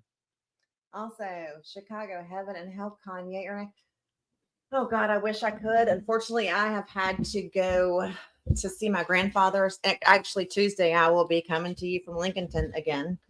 His 96th birthday is on the 11th, which is next Wednesday. I wish I could. But we have, okay, now I got this one. Okay. And this one. All right, cool. I mean, Chunk only weighs like 25 pounds. But Crazy Cat Queen, we're going to figure this out. We're going to find a way to go do something together. Because you are not that far from your, stop the licking in Florida. So we're gonna, y'all, seriously, here. We need to get the Murdoch trial. Need to get the Murdoch trial started up. Here, Chunk.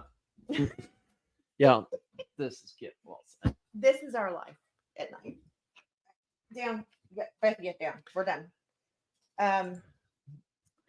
The end of. I just hit it again. Green Bean may make an appearance on Jimmy Kimmel tonight. Green Bean on Jimmy Kimmel. That would be cool. What time is that? That's on NBC. Is that right? Yeah, we need more deets on this, Melissa. Crazy Cat Queen. Chicago is the very end of October. Halloween. That's kind of, I guess, perfect for y'all to go worship Satan.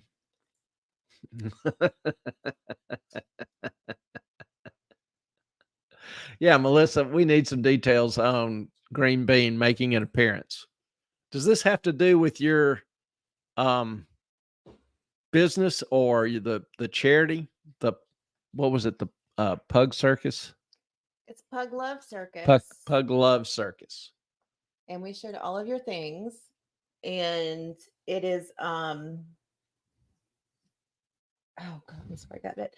10% donated from all sales to a shelter to take care of dogs. A rescue. Yeah. Mm-hmm. So yeah, and the stuff is really good stuff. Our dogs are huge fans. Huge fans. So all right, Melissa, come on, chop chop. What's going on?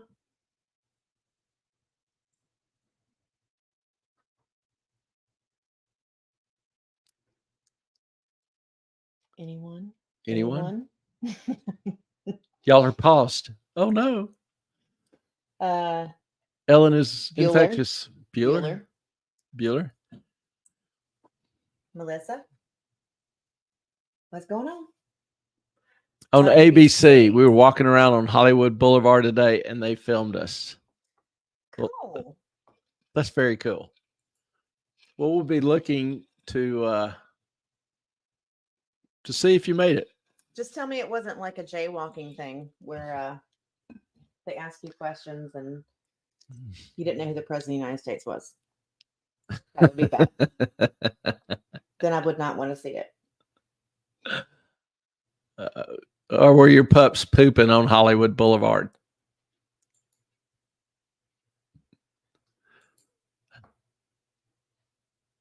Makes me think of San Francisco and all the homeless pooping on the streets.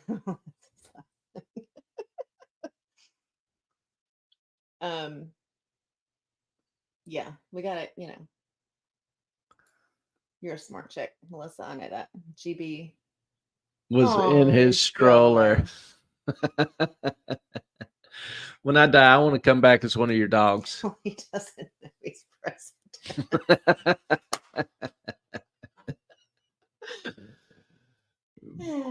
Brentwood True. Sheep. He did actually say that Kamala was president. He said a few things. Yeah. Bless him. Bless his heart. Bless his sweet little heart. Yeah. Oh, geez, that's kind of epic. I think Tallulah would like a stroller. Well, tell her to go to work and buy one. Because she would rather just kind of ride than. Tallulah is very much a little diva. Yeah. I taught her well. Very much. That's all I'm going to say about that. Cuba, what's up? How are you tonight, Cuba? Good to see you. Welcome. Crazy. Don't get anything started. How do you get 23 or 8? I can't remember the number. Cats in a double stroller. 26. A stroller with a stroller.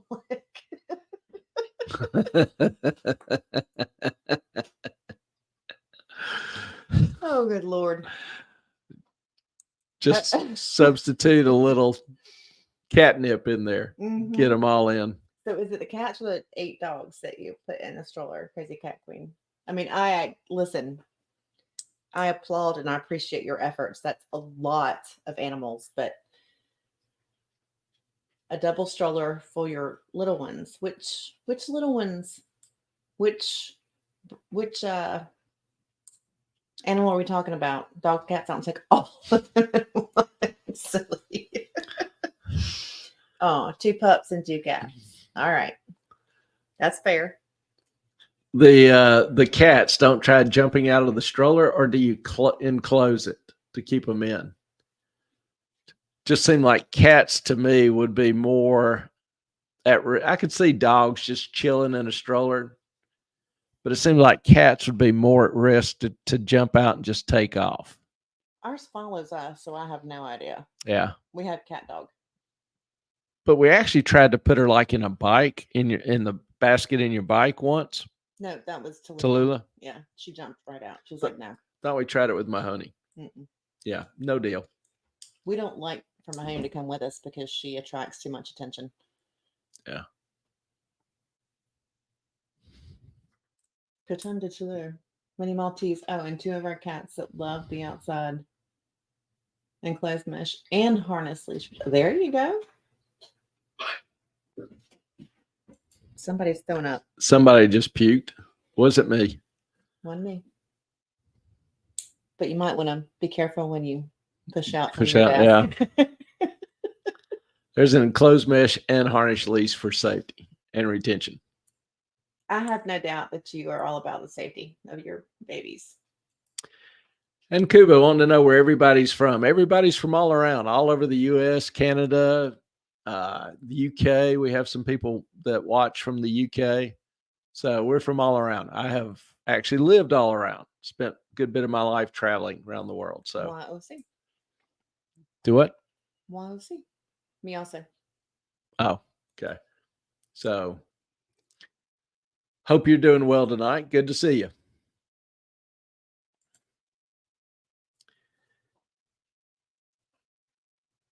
Trying to make sure I haven't missed anybody else, because I am having to run the chat tonight too. Just since 10 minutes ago. I've heard you have a racism problem in America. Is that true? No.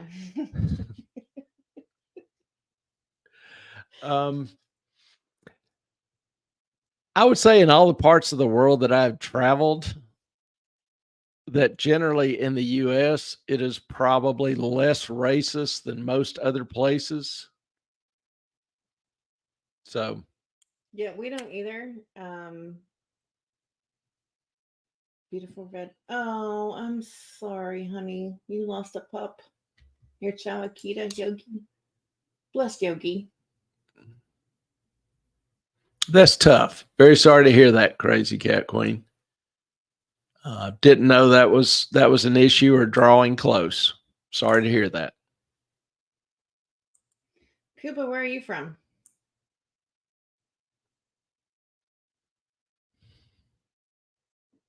Yeah, that was not really that funny, but okay.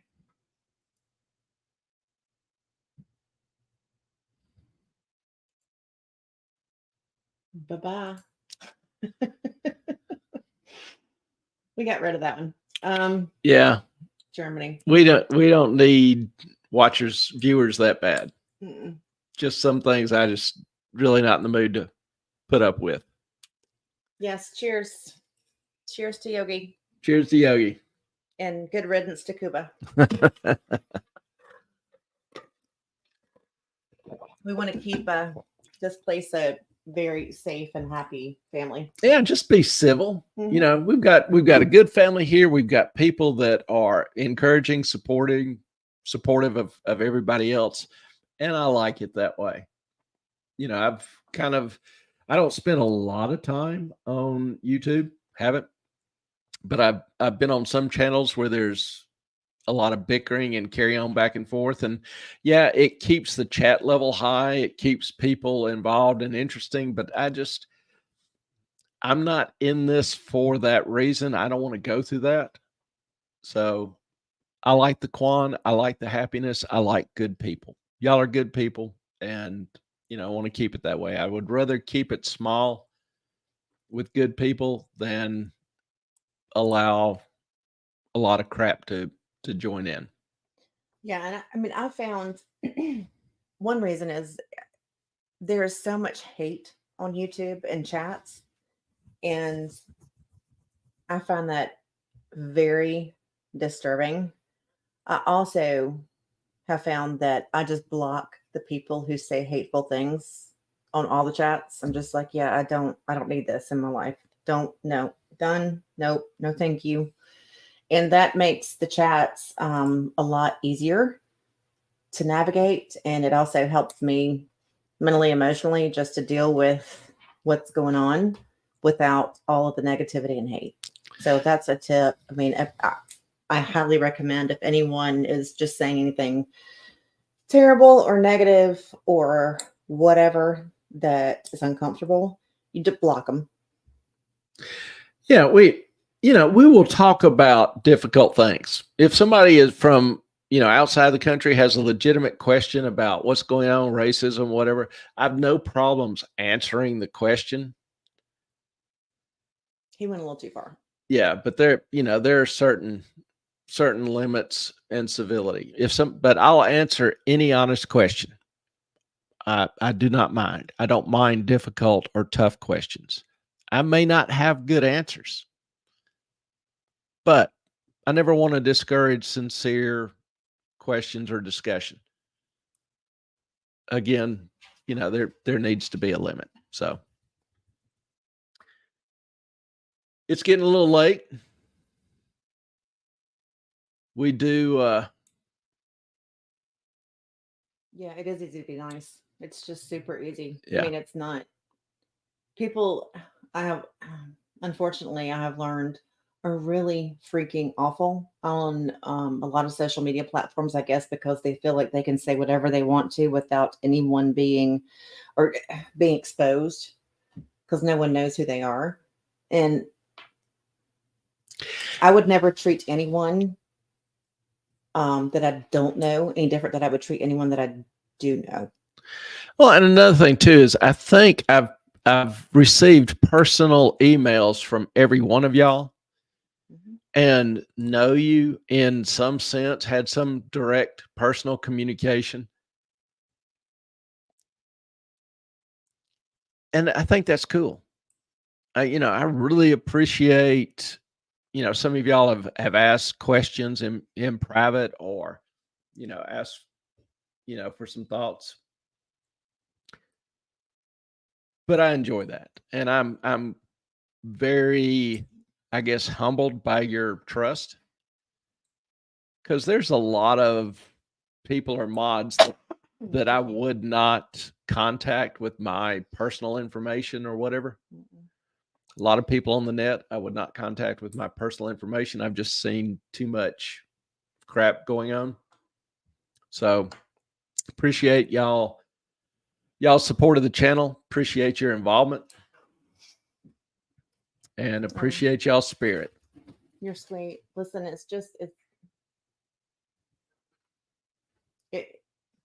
it is not hard to be kind.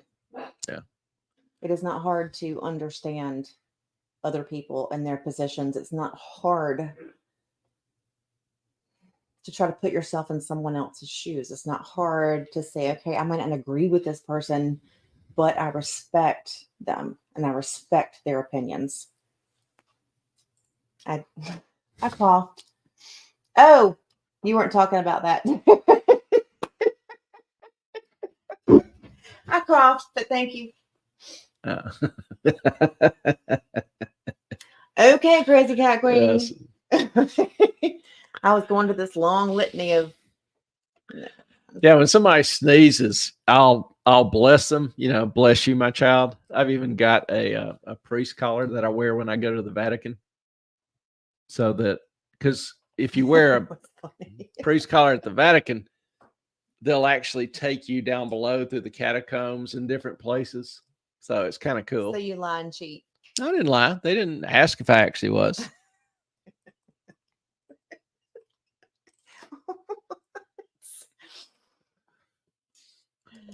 But if you haven't seen the Ark and the Holy Grail, thank you, Brentwood. I'm telling you, they're cool. Thank you, Crazy Cat Queen, and both of that was really funny. I was like, "Aw," and then you're like, "Yeah, you sneezed." I didn't get it. I'm sorry. I was gonna say something else, and I can't remember what it was. I got derailed a little bit. Shock. Yeah. Where are my AirPods? AirPods. You got them? Right here. Okay.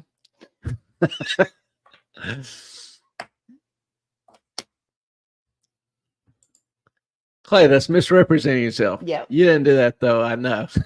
Yes, he did. It's not. He did. It's not misrepresenting.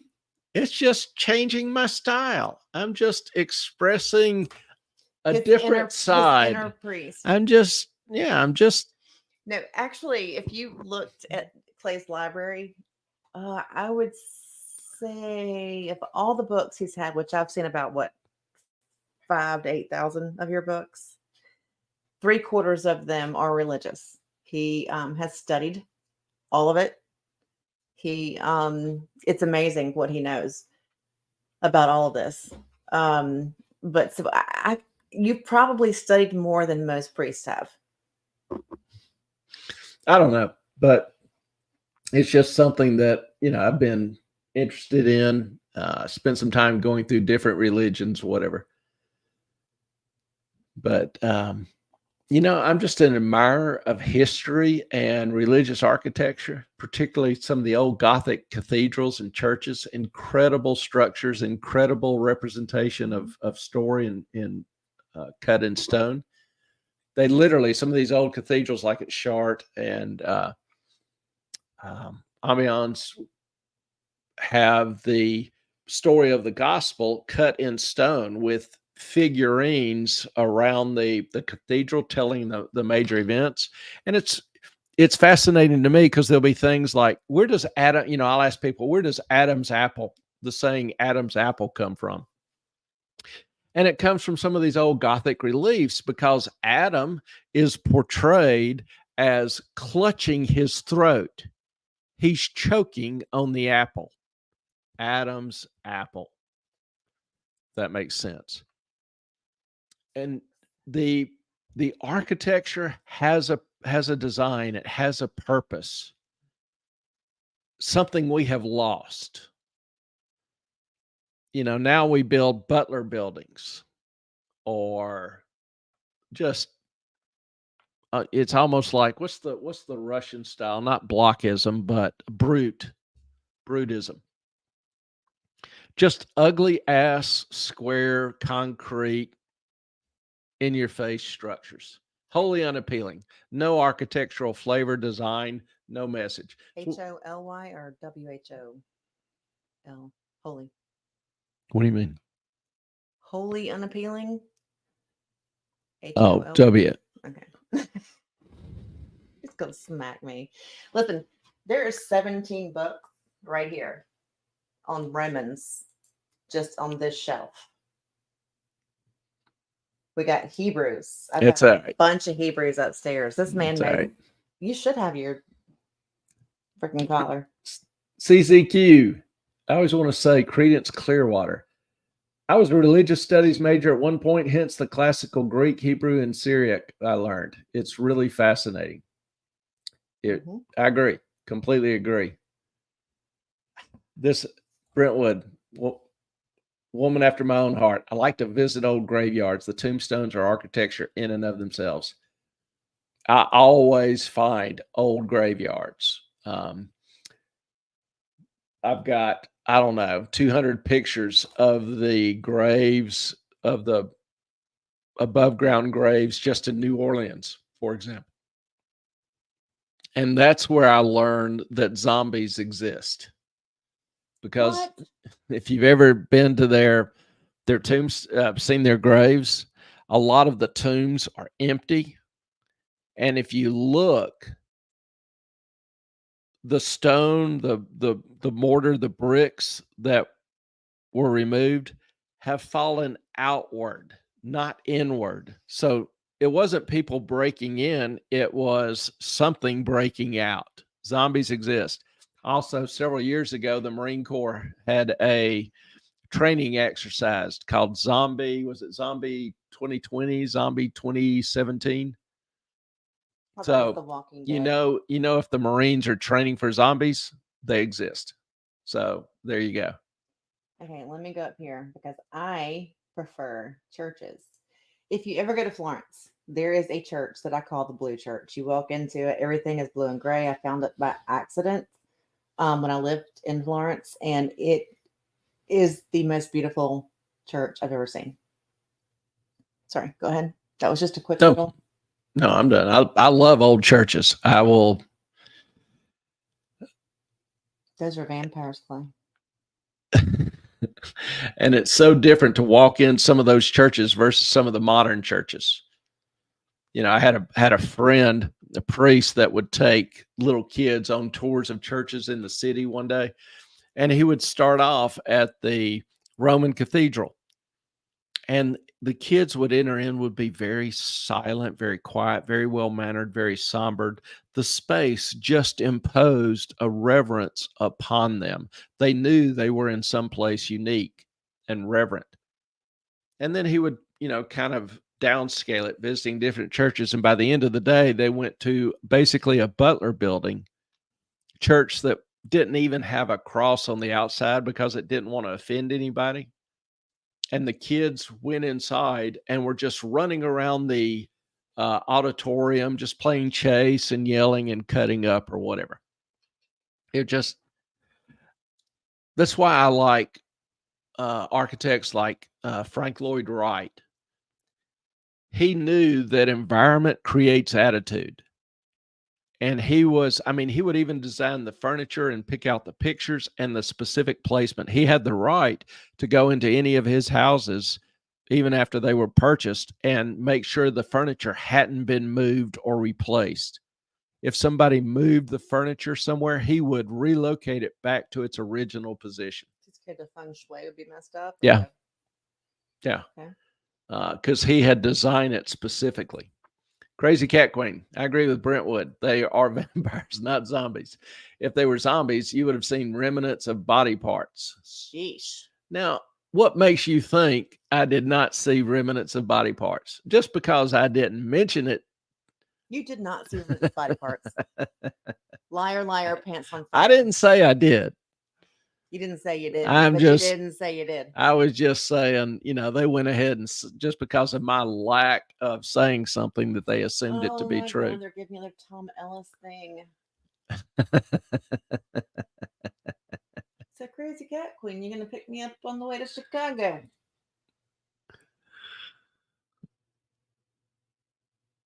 It has Tom Ellis and medicine. What is? Don't know.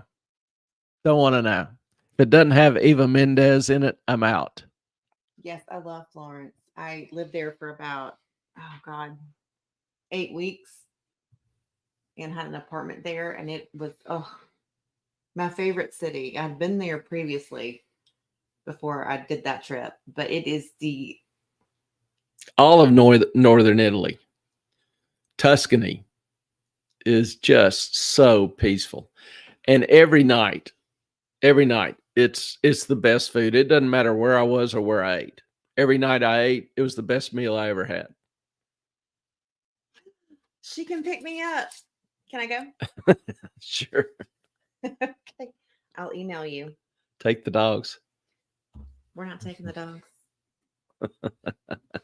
um no, but Florence is it's funny. I mean, when I was there for like 4 weeks, you would go into these, I mean, I was in my 20s, go into these bars and people would know your name. I would get at a train station and somebody would say, Ellen, I mean, across the way. And I'm like, oh my God, I remember. Hey, what's up? I just saw you the other night. It's really cool that it's a very small town. It's a very sweet town. And everybody is so nice. Yeah, all over the countryside. No dogs in the hotel. See? There are other hotels. That they're gonna see, I could split it maybe with Crazy Cat Queen. But yeah, no. We'll do something with the dogs. You're not gonna do anything with my dogs. I leave them with my grandfather. At least he'll take care of them. Assisi is also wonderful. Mm-hmm. The whole region. I love Spain as well. I actually think sometimes of retiring somewhere in the Mediterranean. I'm kind of leaning toward Croatia, but you coming too? No, but I'll pay for the upgrade if you take the dogs. They don't allow dogs. I will email you, Crazy Cat Queen.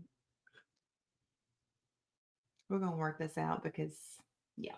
That's so funny. Y'all can have a live broadcast from what's the dude's name? Ellis? From outside it's the Heaven and Hell Con. His suite.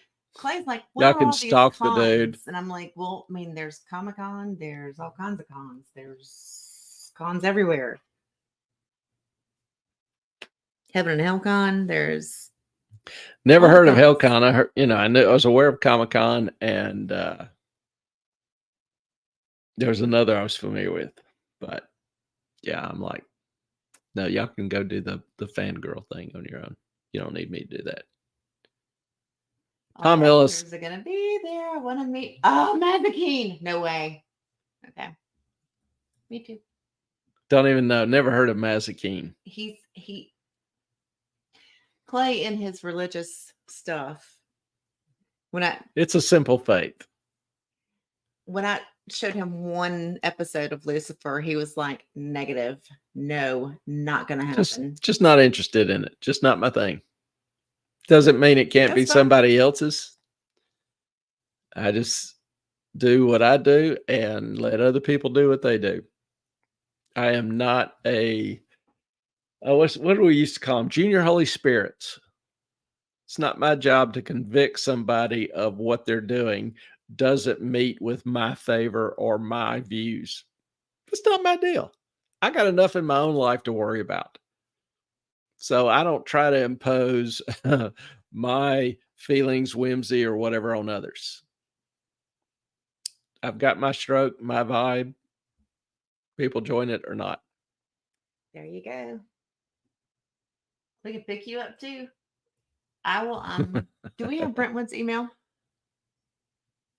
Yes, I think so. Okay, Brentwood. I will send a group email between you, me, and Crazy Cat Queen. What do you think? Sounds like the gang's getting together to me.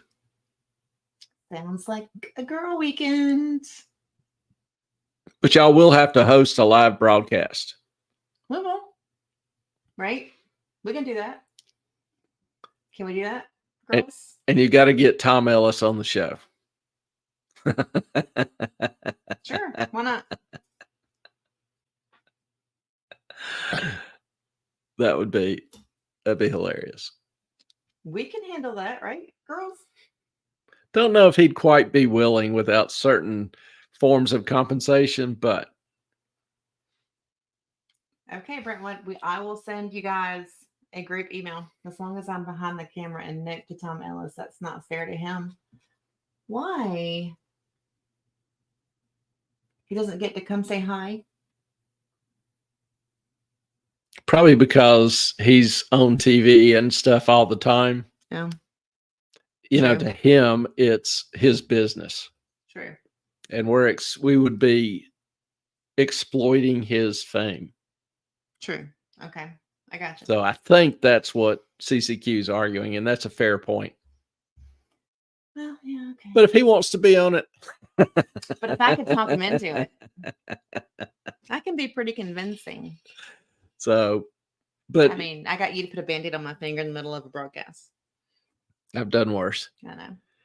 So, but y'all go and enjoy it. Yeah. Might be fun. So, it'll be fun. Would definitely be some stories to share. Heck yeah. So, and no, you don't get to be behind the camera, Crazy Cat Queen.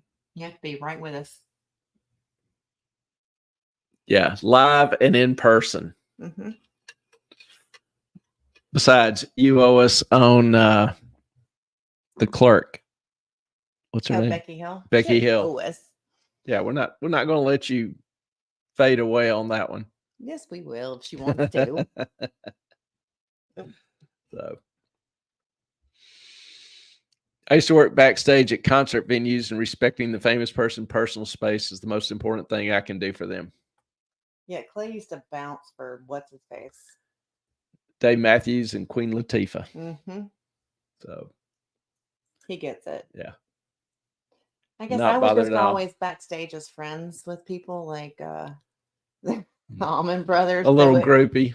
It just never.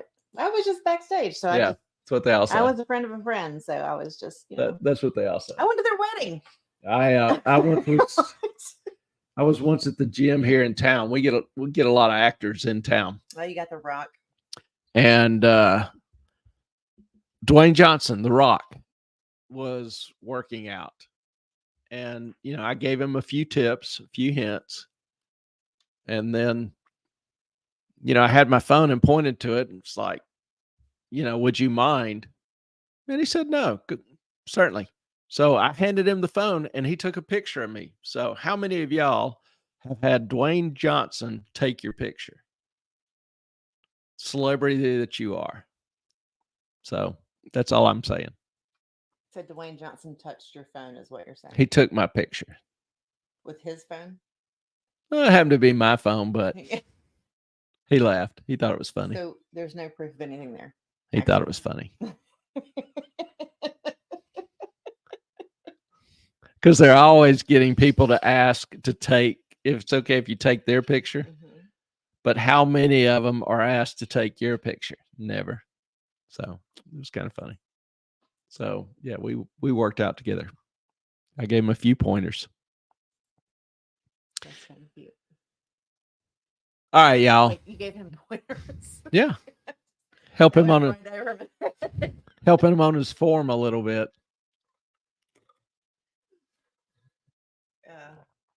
You're cute. All right, it's way past that time. I'm gonna get loopy here in a second. Felt like he could go harder. Did you? Quit being a puss. Did you spot him? No, I made him sweat. I wanted him to have that adrenaline rush and get that last rep on his own. Yeah. my ex-husband, who's a veterinarian, he called me one time and he said, "Do you know who the hell Hillary Swank is?" Yeah. I said, yeah. He said, "Her dogs were just in here and I just treated them for exposure to heat and dehydration." And I was like, "You don't know who Hillary Swank is?" This was like 10 years ago. And he's like, "I have no idea who Hillary Swank is." And I was like, "You're an idiot." It's fun. I remember my first night here. Kind of unpacked, got everything squared away. I was in a rental house, and I thought, okay, I'm going to go out, and there was a little restaurant pub kind of place right down the road here, and I went there, and I walked in, and I didn't know it at the time, but if you ever saw one, Night, Crazy Cat Queen, I will send you the email. good night, girl, and didn't know it at the time, but there was a lot of movies and shows filmed here in town. Good night, Catherine. And one of the shows was One Tree Hill, and they had a beautiful cast. And one of the women on the show portrayed a singer. Well, she was actually going out on a tour, and so she was kind of getting in some practice here at this little pub. And everybody in the cast showed up. So I walk in, and there is all these beautiful people, literally beautiful people in this pub. Wait, was that your first night in Carolina That was Beach? my first night. Oh, you were so deceived. That was my first night. And I thought, I am the right in the place. right place. I am going to love this town. So, anyway, to you all, thank you for joining us. Really appreciate your time, your fellowship. Oh, they really kind of screwed you over on that one. Good night to you all. Thank you. And we will see you Saturday night, hopefully. Blessings to you. Good night. Our time is up. We thank you for yours.